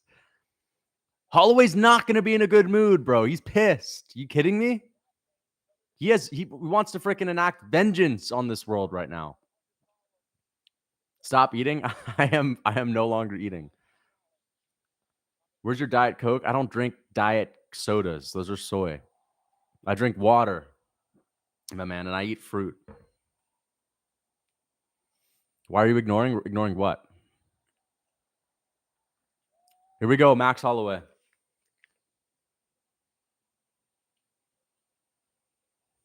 I'm going to turn it up. Dude, Max Holloway coming to ruin the freaking TKZ retirement party, but it's all good, man.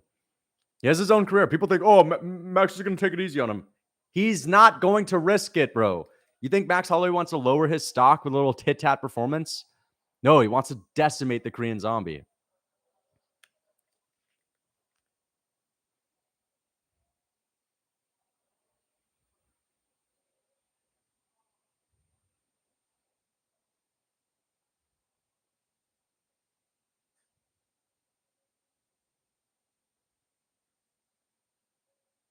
Dude, Holloway's pissed.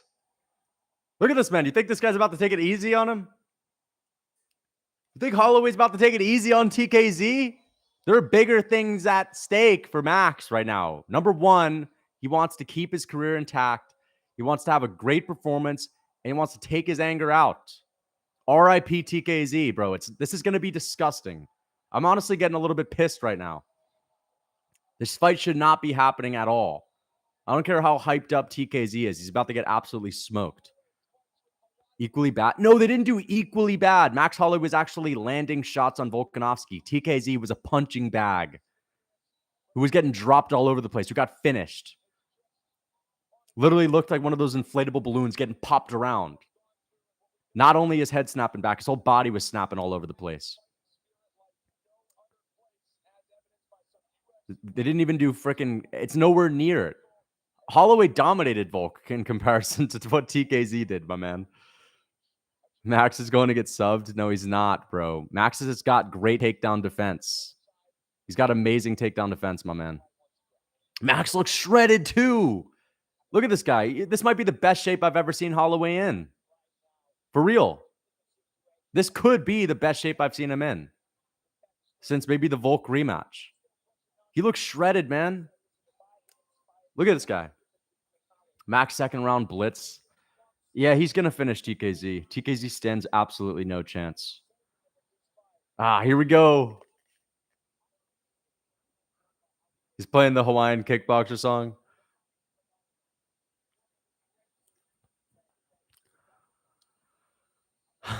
Massage guns. I don't really use them, but they're good. They're probably good. Holloway gets a fourth fight with Volk. He's not going to get a fourth fight with Volk. It's not about that. It's about him actually having a good performance, getting highlights, and actually rejuvenating his career. His last performance did nothing for his career at all. It's just a win on paper. It looks good on paper. It's good for his resume. People didn't talk about that win for more than a couple of days. Max wants to have a win that people talk about for months on end, for years. That's how you rejuvenate your career.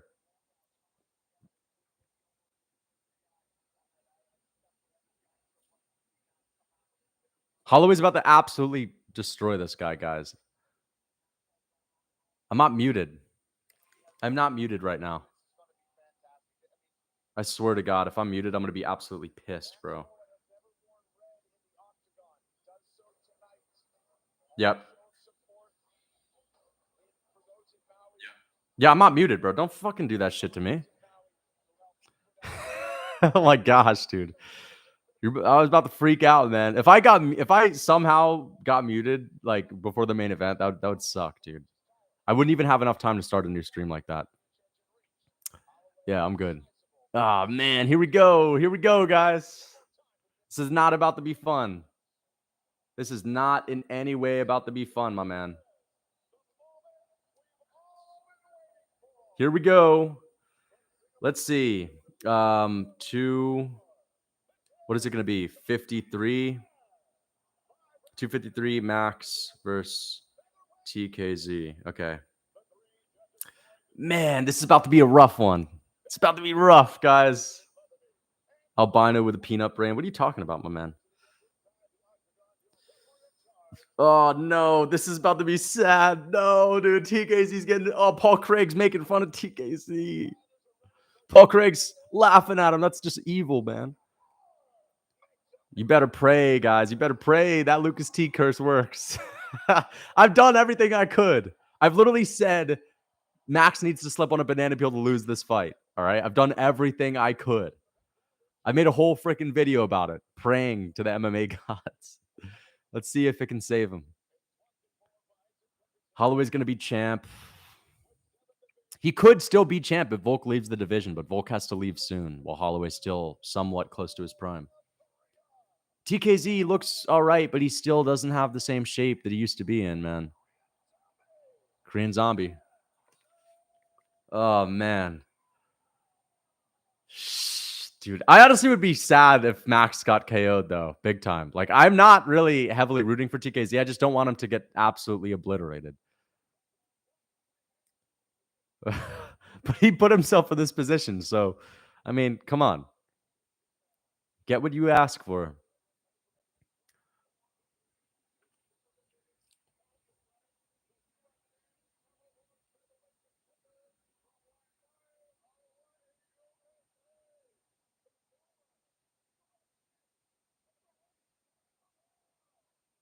Max, blessed. Here we go.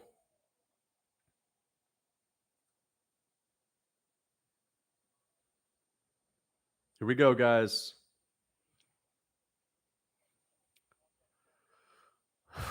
Man. All right. Oh, they're freaking out. Oh, man. Here we go. Main event. Main event. TKZ is about to get decimated. Here we go. As soon as that right hand of Max starts landing, it's all going downhill. But we could see Max shoot a takedown. Let's see. Here we go. Round one. Let's see how long it takes for Max to land the right hand. That's going to be the determining factor of how dominant this fight is going to be. Once he starts landing the right, it's pretty much over, man. You already know the outcome.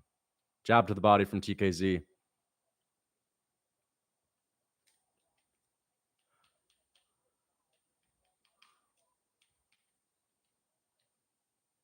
All right, 4:30 on the clock. Good low kick for Max. Another low kick from both of them. There's a jab lands for TKZ. Now TKZ running in. Let's see what Max can do. A little low kick there from Max. There's a good jab to the body from Max.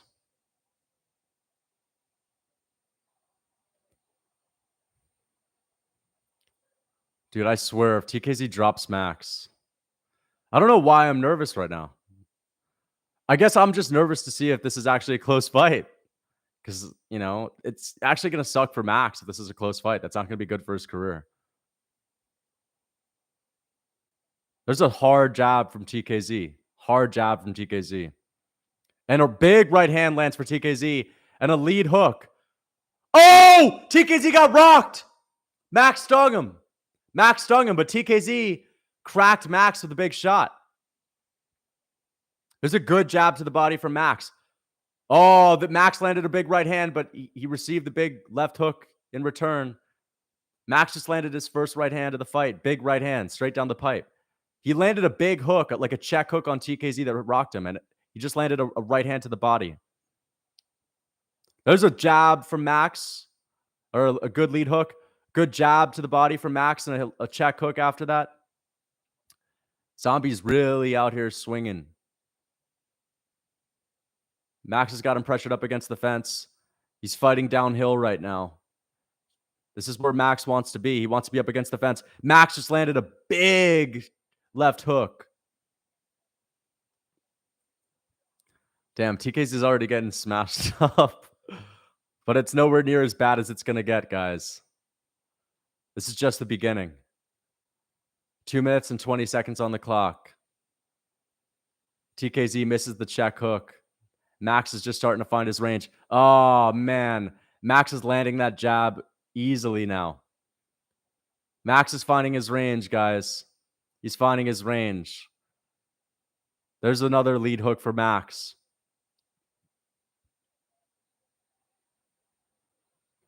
It's a good jab for Max, Lance. Max looking wide-eyed out here. Wide-eyed Max.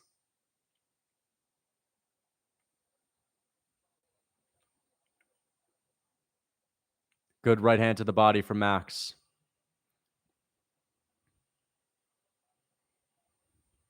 There's a good stiff jab from the Korean Zombie. There's a good right hand over the top for Max. But he needs to start landing that right flush for this one to really be a washout. He's only landed it flush once. There's a good check hook from Holloway. That check lead hook from Holloway is great. There's another 1-2 from Holloway. And a strong body kick from Holloway. He just landed 5 strikes in the span of like 3 seconds, man. Holloway's looking good now. There's another jab to the body from Holloway. Ah, dude. He's finding his range now. There's a takedown attempt from Korean Zombie stuffed.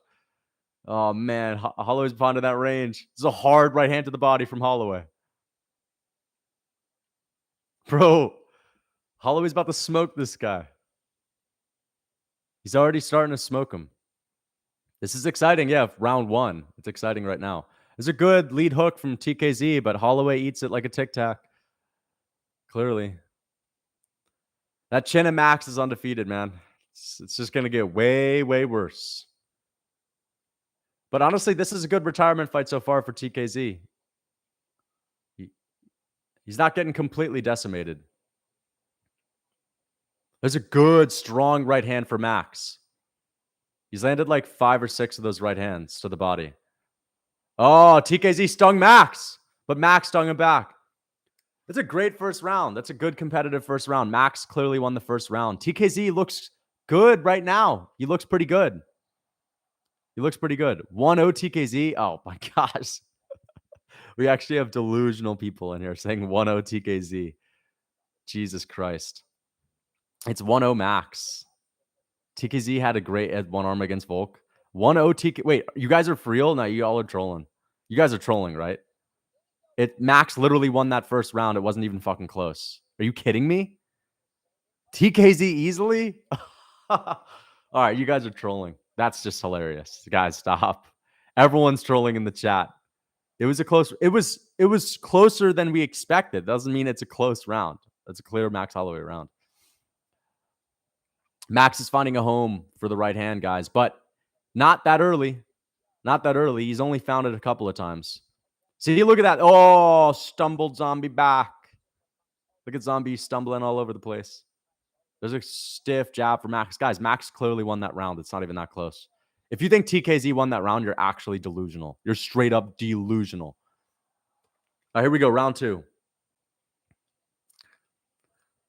Oh, man. Here's where Max gets going, though.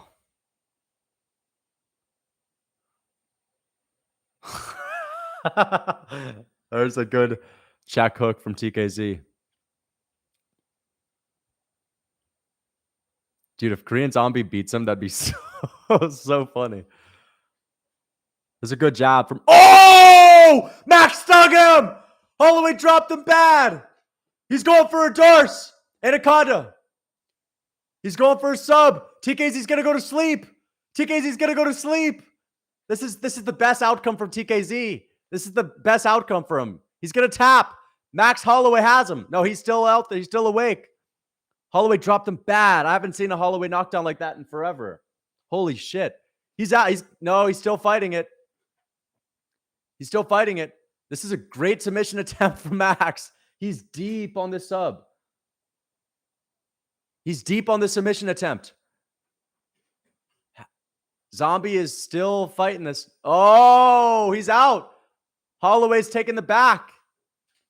Wow, so much for TKZ, doing so well and having one armor against Volk. He just got absolutely slumped on his face. TKZ got out of the choke. Honestly, it's just going to get worse for him from here on out. He's already got dropped. But pillow hands Max, right? Max doesn't even have the biggest pillow hands people think he does. Here we go. 10-8 so far for Max. Oh, dude. He stung Max with a big shot, but Max is going to TKO him, I think. TKZ is not looking like he's got that toughness anymore, do we? This matchup not looking so pretty, do it? It's not looking so pretty anymore, does it? Oh, that's a stiff jab for Max. Let's be real. Max is holding back. He's not holding back, bro. Max is not holding back at all. Just because Max isn't absolutely washing him out does not mean he's holding back. Let's not get crazy here and be like, yo, Max could just toy with him in any way possible. Like, TKZ still got some pop in his hands right now. Max is not always just washing people out early, but he is washing TKZ out in this round. He dropped him. TKZ lands a good hook, but Max Holloway eats it like a Tic Tac because he's got the best chin in UFC history. Oh, Max looking like he has some pop in his hands in this fight, guys. It looks like Max is taking a damage approach in this fight, not a volume approach. There's a right hand, lands flush, stumbles TKZ back. TKZ counters Max with a big shot. This is not a close second round, though. There's a good stiff right hand from TKZ. A couple of good jabs from Holloway.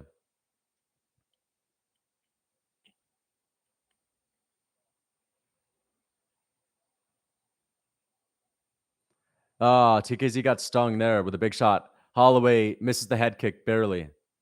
Lands on TKZ's shoulder. There's a good jab to the body from Holloway.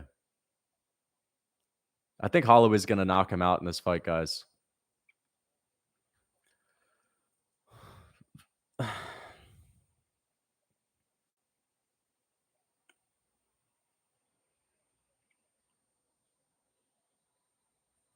I don't know. TKZ's starting to slow down a little bit.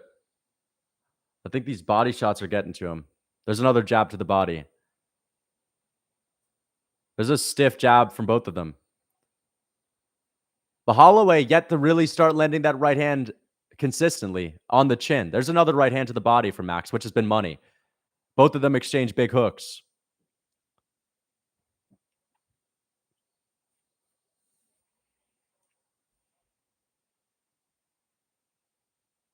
There's a low kick for Max. Oh, there's a three-piece combination. Wobbles TKZ. Landed the third hook on the top of TKZ's head. Hard body kick from Max on the ribs of TKZ.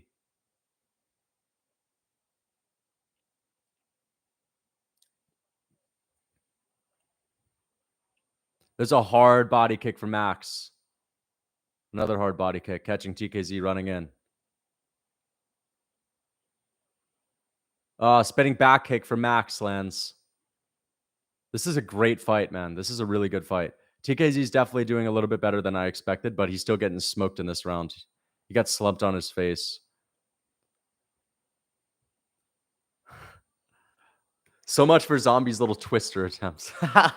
Dude, he almost got subbed and KO'd in the same round. Talk about domination so far for Max. Almost got subbed and KO'd in the same. 2-0 Max. I know y'all are going to say 2-0 for TKZ, but that's probably the most delusional thing you could ever say.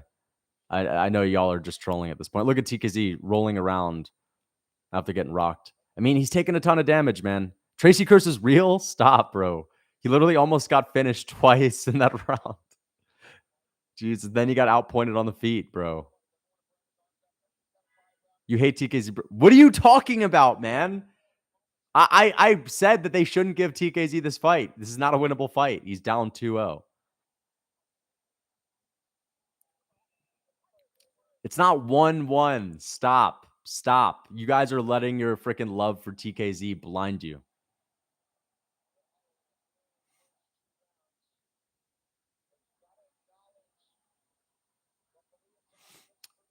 TKZ's winning. Close. No, it's not a close round, you fool. He just got slumped on his face. Stop. Round 3.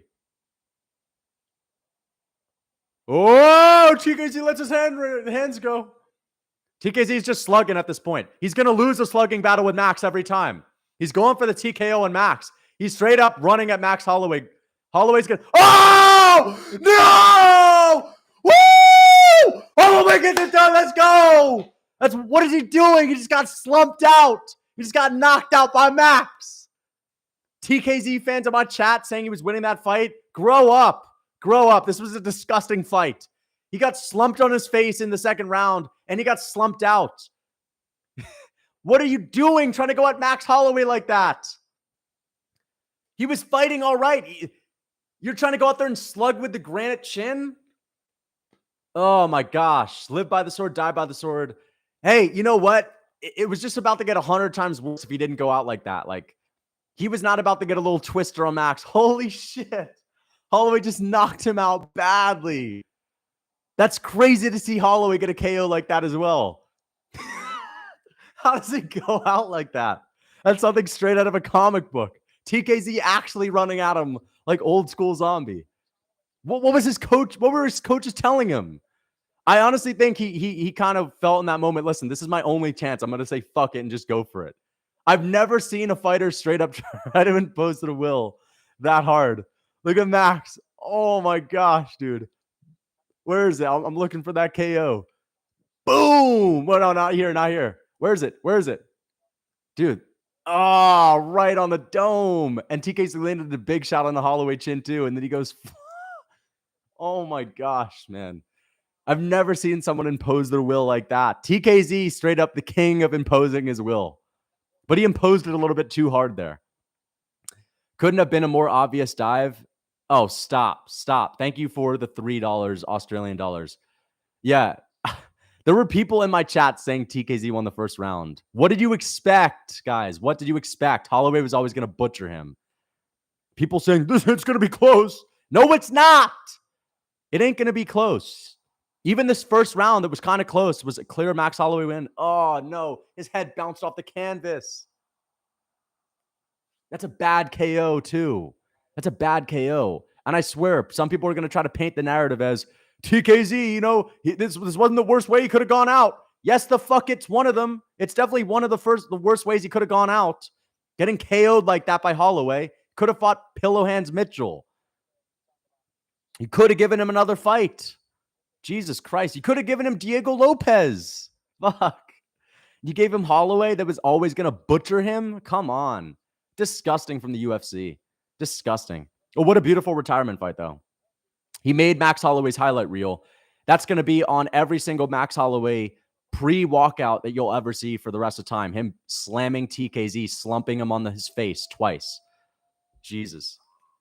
Shame on the UFC for making this one. Shame on the UFC for making this one. Shout out to the zombie for actually trying to impose his will there. I've never seen someone impose their will like that.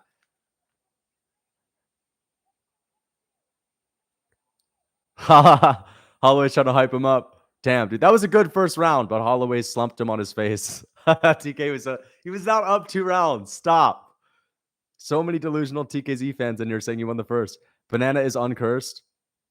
Guys, the Lucas Tracy curse don't exist. I'm just happy about that. No Lucas Tracy curse. Let's go. I can rid myself of it now, huh? He said thank you to Jesus Christ. Thank you for the $2, the €2. RN, Banana is uncursed. Dude, I'm telling you, Holloway don't have pillow hands when he actually lets it go in the pocket. He just got a volume approach. People saying Holloway has no ability to find a finish. Like, the guy has like 10 plus finishes in the UFC. Shout out to Hawaii, bro. Max needed the finish. He was down stop. He was up 3-0. He literally had a 10-8 round in the second. Thank you for the $2, Landon McKinney. Why did TKZ try to brawl with a granite chin, Max? I don't know what his coaches were thinking, man. They should have told him to shoot a takedown. But that's the way TKZ goes out. He's a fucking savage, man. He live by the sword, die by the sword kind of guy. He was probably saying, bro, this fight's not going my way. I have to fuck this guy up. I'm not going to grapple. I'm not going to pussy out. I'm going to try. If I'm striking with him, my only chance is to beat him by KO anyway. And that, just wasn't going to happen. He didn't have a chance to win in any other way. He wouldn't have a chance to outpoint Max to begin with. So, yeah, thank you for the $2. That was incredible. Max and Volk are my favorites. Yeah, bro. Exactly. Let's see what TKZ is going to say in his Octagon interview.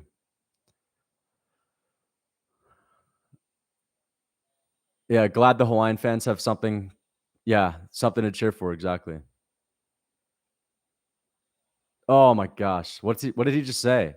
He's being interviewed after he just got KO'd badly. I can't tell how out of it he is because he's obviously speaking Korean.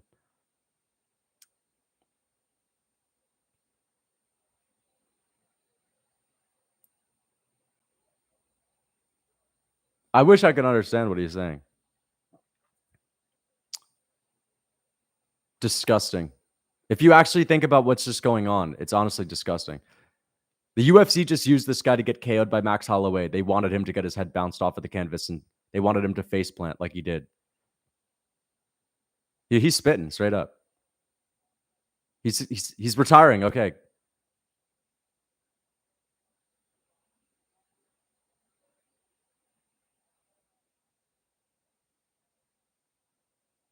It's sad. It's a sad way to go out. Fuck, dude. That just makes me so, like, I don't know. It's such a terrible way to go out. They gave him Max for his retirement fight. Disgusting. He didn't have a chance in hell to win that fight. Lucas Tracy curse couldn't even help him. Literally had no chance. He got face planted. This is not a beautiful retirement fight. I can't believe people are going, oh, what an amazing walkout. Dude, he just took a fuckload of brain damage and got made to look like a fool. Dude, the way he went out was legendary. But I don't know. People are too blinded by their love for MMA to understand what that just was, bro. A lot of people are. TKZ just had a life-changing, moment for the worst. Could have given him a better matchup, but he got decimated by Holloway. He went on his way. He went out the way he would have gone out against Max. Yeah, that's the way he went out against Max. He didn't have to go out like that. He had no business being in there with Holloway. When's the last time Holloway has straight up fucking put someone on their face like that? You know what I mean? Holloway definitely has some pop that he doesn't get credit for when people test him. We saw him drop Allen, but come on, man. Holloway dropped him on his face twice, back-to-back rounds, almost finished him twice in the second round. Yeah. He could have gone out with a win. Man. Or at least he could have gone to decision and not got KO'd. That's the whole point that I'm trying to make. Just so that Max Holloway can have another highlight on his highlight reel before he walks out to his next fight. So we can see TKZ's head bouncing off the canvas. He's being used for a 3-second moment. I mean, look at this, man. It shouldn't be if I can't beat Max, I'm hanging it up. It should be like, dude, I'm hanging it up because I'm not going to be a champion to begin with, and I'm already old. But you didn't have to be in there with Max Holloway. Holloway doesn't have to be the litmus test for you retiring or not. His team needs to be real with him and tell him, bro, you can't be fighting Holloway. You're never going to be a champ. Straight up. Like, fight someone that you could beat. At least he's smiling, dude. At least he's smiling. Yeah, they're giving him a nice ovation.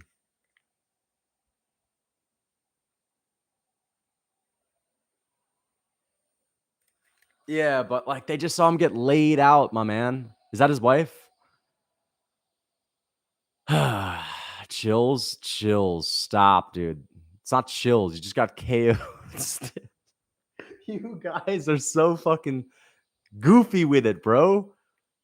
Are you kidding? Chills. That's not a beautiful moment. This man just got KO'd when he didn't have to. He just took a life-changing amount of damage. Look at his wife crying. You know what would have been better if they were crying tears of happiness, not tears of sadness. Just saw him got KO'd stiff, bro. That's not good. This is only the second time in his career he's been put out like that. That was a fire ending. It's a cool ending if you're a Max Holloway fan, but Jesus Christ. Like, listen, the silver lining is Holloway just had himself a wicked KO. The reality is he just beat up an old defenseless man that would have never won that fight to begin with.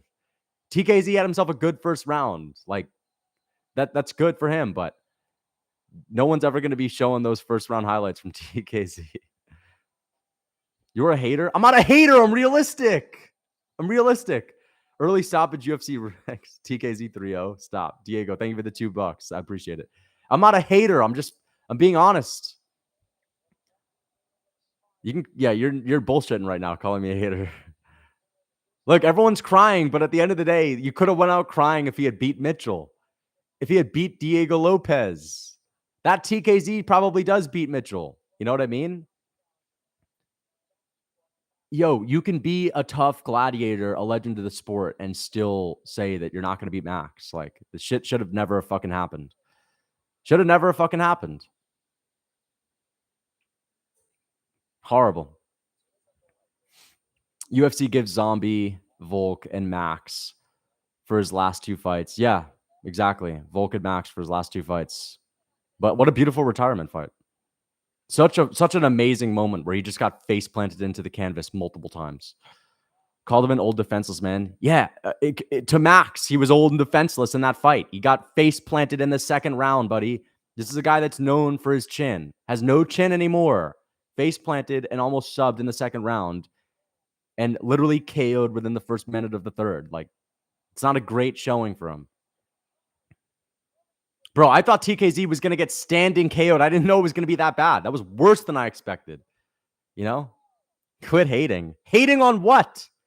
The fact that this guy just took a fuckload of damage when he didn't have to? You guys are coping and you're delusional if you think that this is a good fucking matchup. All right, people are just calling me a hater to piss me off right now. No one's explaining how I'm a hater. You mad? He didn't get robbed, dude. He did not get robbed. Bro got dropped by...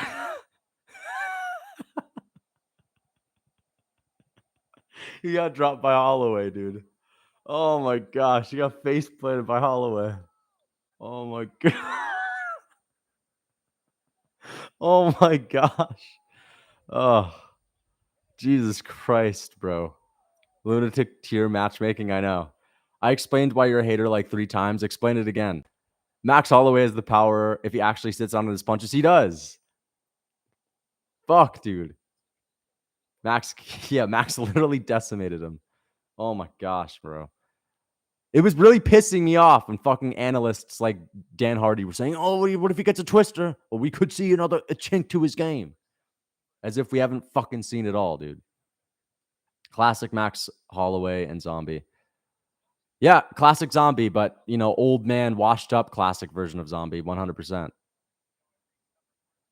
But Omar, where are you at? I thought this was Zombie with 2 arms. Oh, he has 2 arms now. Gets face planted in the start of the second round. Gets KO'd badly in the third.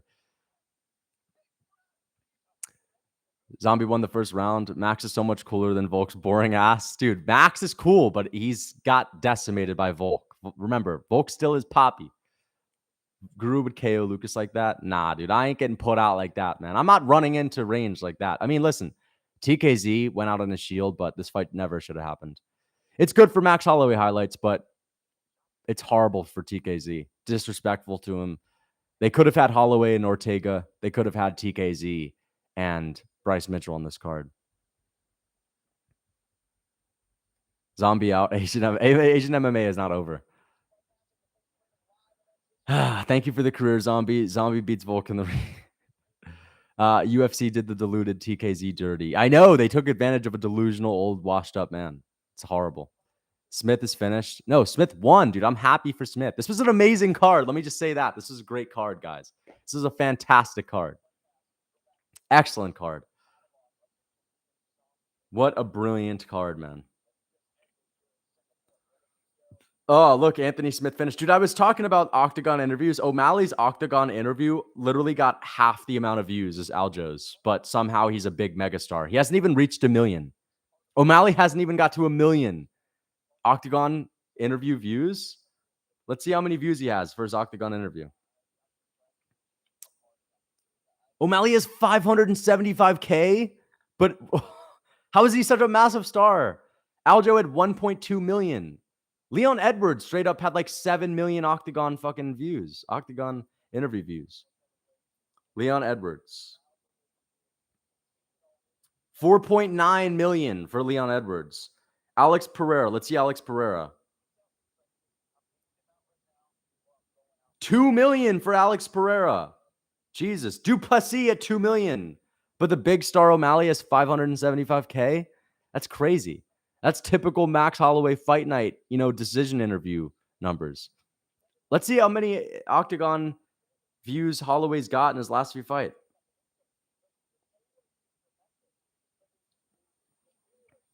Max Holloway in Kansas City had 707K. 1.2 million for his Octagon interview against Yair. Holloway's mogging fucking Sean O'Malley's first ever title win with views. The finish has the interview in it too, bro. It doesn't matter. The Octagon interview itself is the one that you get all the views, my man.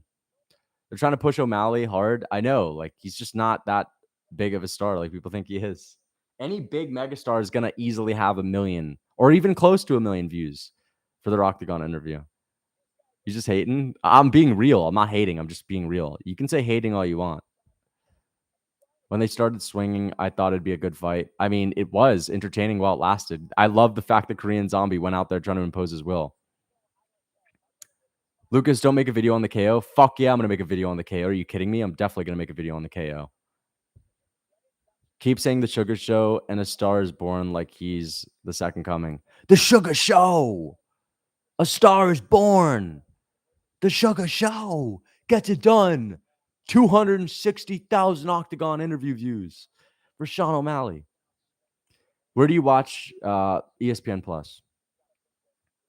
Volk literally dropped Zombie all over the fucking place. Are you kidding me? He literally dropped them all over the place. This was Zombie 2 years ago that was even better than the one that showed up to fight Max. Stop bullshit and stop playing, bro. Dude, you think Volk had moments where it was a close round? Volk didn't have a close round with Zombie. He literally 10-8'd him in every single fucking round. Don't be coming at me with that bullshit, man.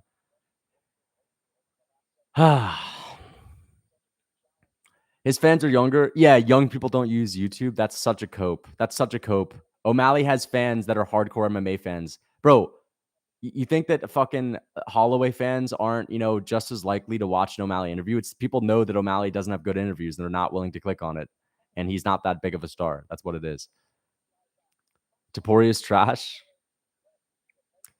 MB, I'm yapping, but it's been a week, a year from now. I'll be top 10 in the UFC. Oh, it's been a week, a year from now. Top 10 UFC viewed vid all time. Are you fucking kidding me? You think you genuinely think that O'Malley's interview is going to be top 10 all time in a year? That's a joke. No, he's not top 5 stars. No, Makshev's a bigger star. Oliveira's a bigger star. Who else is a bigger star? Izzy's a bigger star. Jones is a bigger star. And Connor's a bigger star. I just named 5 stars that are bigger than him. You think he's a bigger star than Izzy? No. Connor? No. Jones? No. Makhachev? Nope. Hamzat? Is he a bigger star than Hamzat? Nope. He's not a top 5 star. Straight up. His whole fight was posted. Yeah, they posted his whole fight because they need to push him as a star. They don't need to do that for anyone else. They had to force O'Malley a little harder. Why do I need to be careful? Because I may interview Strickland one day. Sean only Sean, you mean fucking O'Malley? I'll gladly interview him. Sean is boring on the mic. Yeah. Damn, you really like to hate on O'Malley? I don't really like to hate on O'Malley. I don't like to freaking trash on anyone. I'm saying he's not a star. I'm not even hating on him. I'm saying I'm hating on the fact that people think he's a top 5 star. Yeah, of course I would KO O'Malley. Are you kidding me? He's like, what? A bantamweight, bro? Bantamweights are small, 100%. I have a 79-inch reach, my man. I had a 78-inch reach when I was 14, dude. Oh, man, dude. Oh, yeah, bro. Get a good old stretch. Get a nice stretch, homie. Of course I wouldn't fight O'Malley. I know I'm not a fucking complete casual, bro. I know O'Malley doesn't walk around at 135. I would not fight O'Malley. It'd fuck me up. No, I don't have T-Rex arms. I actually have 79-inch reach. Lucas on that Volk body type? Yeah, man. Aren't you 4'9"? No, I'm 5'11". Who does Max fight next? Who does Max fight next? Aljamain. It could be Aljo. And it could be Ortega. Or could be Yair. Again, part 2. Max could chill. Doesn't really matter who he fights next, as long as it's not Volk. Evloev. Could be Evloev. Could be Evloev, and it could be Aljo. No, Giga doesn't deserve. Giga beat Alex Caceres, bro. You don't deserve to fight Max after beating Alex Caceres after losing to the guy that got butchered by Max. Giga's not even close to there. Thank you for the $2. George Lee should have booked TKZ versus Giga. Literally would have been much more competitive. He still would have lost, but it would have been competitive. Yeah. TKZ probably would have not gotten KO'd. Giga didn't look that amazing. Yeah, Giga would get smoked. If he had close rounds with Caceres, yeah, he could possibly get smoked in that fight. When have you ever seen Holloway get a one-punch KO? Exactly. Like, he absolutely butchered TKZ and took advantage of a guy with no chin. Holloway doesn't have anything to hang his head on because he did what he needed to do. TKZ asked for the fight. Holloway got himself his really good highlights, but the UFC should be ashamed of putting that fight together. We talk about how delusional Smith is, but have you heard the shit that came from Kevin Lee? Hilarious. It's not as bad, though. Kevin Lee has said some things like, I see holes in this guy's game. I mean, Kevin Lee's different, bro, but he's still delusional, yeah. I'm so happy that Anthony Smith got the job done. Top 5 greatest walkouts ever. It was a great walkout, but horrible matchmaking. That was entertaining as fuck, so who cares? Zombie's family and future children and his fans care seeing him get KO'd stiff. I mean, I don't know. I just think that's a fucking shallow take. Like, who cares, bro? It's entertaining as fuck. Like, yeah, dude, someone just got their life ruined. You kidding me? TKZ is never going to be able to speak. He's going to be able to speak, but like, bro, this guy could be slurring his words because of that fight. He's already gotten slumped once. You're too soft for the sport. No, I'm just thinking that you could have made a different matchup. Like, again, if you wanted to see TKZ get slumped out, go watch golf. No, fuck that. I'm not going to watch golf. Golf is boring. I like seeing fights. I'm just saying you could have had TKZ fight a fight that could have been competitive. He was always going to get butchered. So that's why I care, because he was never going to win this fight. And if you want to repay a guy for giving us wars, hey, I feel like I've seen enough TKZ wars. I feel like I've seen enough TKZ getting slumped. You know what I mean? Maybe you haven't, though. But that's what you have to say. That's the only reason why you would say, who cares? Because you're cool with them getting slumped. I feel like, maybe he's given the sport enough. I feel like he's proved enough to not go out there and get a Max Holloway fight where he could have had a fight that was winnable. But to say that, dude, you're too soft for MMA because you don't think it's good that the TKZ gets absolutely slumped and face planted by Max, a fight that he would never win in his retirement fight, like, you're actually dumb as fuck. Straight up. That's a dumbass take. This is the nature of the sport.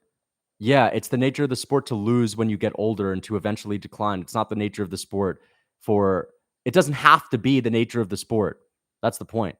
Like, okay, it could be something that the UFC does. It doesn't mean you get behind it. But if you're just absolutely brain dead and you think that you just have to get behind everything that the UFC does, then for sure, you can be that way. For sure, man. You could just go with the flow and not actually think and have absolutely no ability to discern right from wrong. 100%. If you don't understand how it's wrong, I take pity on that. 100%. You just might not be, you know, very intelligent, but it's okay, man. It's absolutely fine. I get it though. But hey, I guess hey, I'm just not really cut out for the sport, right? Yeah. It's fine though. I'm not gonna hate on it, bro. But like, yeah, dude, yeah, nothing wrong with it. Nothing wrong with it. The UFC, it's the nature of the UFC. Just let them do what they want to do. No critiquing the UFC. Absolutely. No need to critique. That's dumb as fuck. Turning soy, dude. I know you're just trolling at this point. I'm just like, bro, shut the fuck up. If you're saying who cares, like this guy could have fought a winnable fight or a fight that could have been competitive. Say who cares? Like you're allowed to critique the fucking sport. Think that's dumb as hell. That's just whack. It's soy as hell to get on board with anything that this company does. Oh yeah, just get on board with everything they do. Like that's dumb. That's soy. Like I don't know. To me, that means that you have no backbone. Absolutely. But yeah, for sure. It's real fucking based to want to see TKZ get as much brain damage as possible and want to see him get slumped out cold 100 times when he's already been slumped out cold. TKZ been slumped out cold 100 times already. This guy been getting slumped out his whole career, bro. Uh, that was a stop. That was not competitive, bro. That was not competitive. Would Prime Zombie beat Holloway? I'm not salty. You can fucking put the salt emojis in. Yeah, I am salty, bro. You're goddamn right. I'm salty. Thank you for the $5 Australian. TKZ has the biggest BDE in Asia. Swung for the bleachers. Yeah, honestly, shout out to TKZ though. Like he straight up fucking went out there, nuts hanging, trying to finish Holloway. That was a based approach to the fight. TKZ's fucking awesome for that. Like he's got some serious nuts to be able to do that. 100%. TKZ has the fucking minerals, bro. 100%. But he could have shown that against fucking Mitchell. He could have went out there swinging for the fences on Bryce, the corn-fed Mitchell.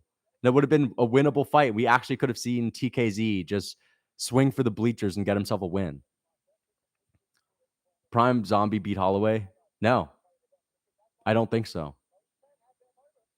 I don't think he would beat Holloway. Like, what is the thought process of him beating Holloway? Because he had a close first round, he would have changed the tide. Like, I don't know, man. Maybe he wouldn't get maybe he wouldn't get slumped on his face. Maybe he would just fall on his ass if he was in his prime. Or maybe he would just get punished up against the fence. But yeah, a prime zombie is still getting smoked. 1-on-1 going into the third and was winning. It was definitely competitive. Stop, dude. Yeah, it was competitive because he went out there swinging like a fucking maniac, and you're going to land a couple of shots. Holloway is literally setting him up for a big shot himself. It was not competitive. Does current Max beat current Charles? No. Holloway does not beat current Charles. No. I think Charles is a bit too much for him. Stop lying. Nah, it wasn't competitive just because TKZ landed like 3 jabs and 4 hooks doesn't mean it was competitive. Max was landing to, did you just say to the libido? And head to the body and head, rocked him bad in both shots and then KO'd in the third. Yeah, Holloway was straight up ruining his libido. TKZ 7 wins in the UFC. Wait. Wait a second. No, dude. He doesn't only have 7 wins. Oh, shit. He does. 7 wins? Damn, dude. TKZ straight up like a 500 level fighter, bro. Nah, dude, he's straight up 7-6 in the UFC. That's not that amazing. But he's always fought tough competition. Toughest division, probably, I would say lightweight. I'd say bantamweight and then featherweight. Man, honestly, guys, I'm gonna cry myself to sleep tonight. I think I'm gonna go away for a nice good cry. I'm playing around, bro. But I do need to film a video. I do need to film my video. So I'm not going to shed any tears. I'm actually not that sad. I'm just a little bit disappointed that this fight was made in the first place. But it was a great card. I appreciate you guys tuning in. I'm going to make my recap video. Until next time.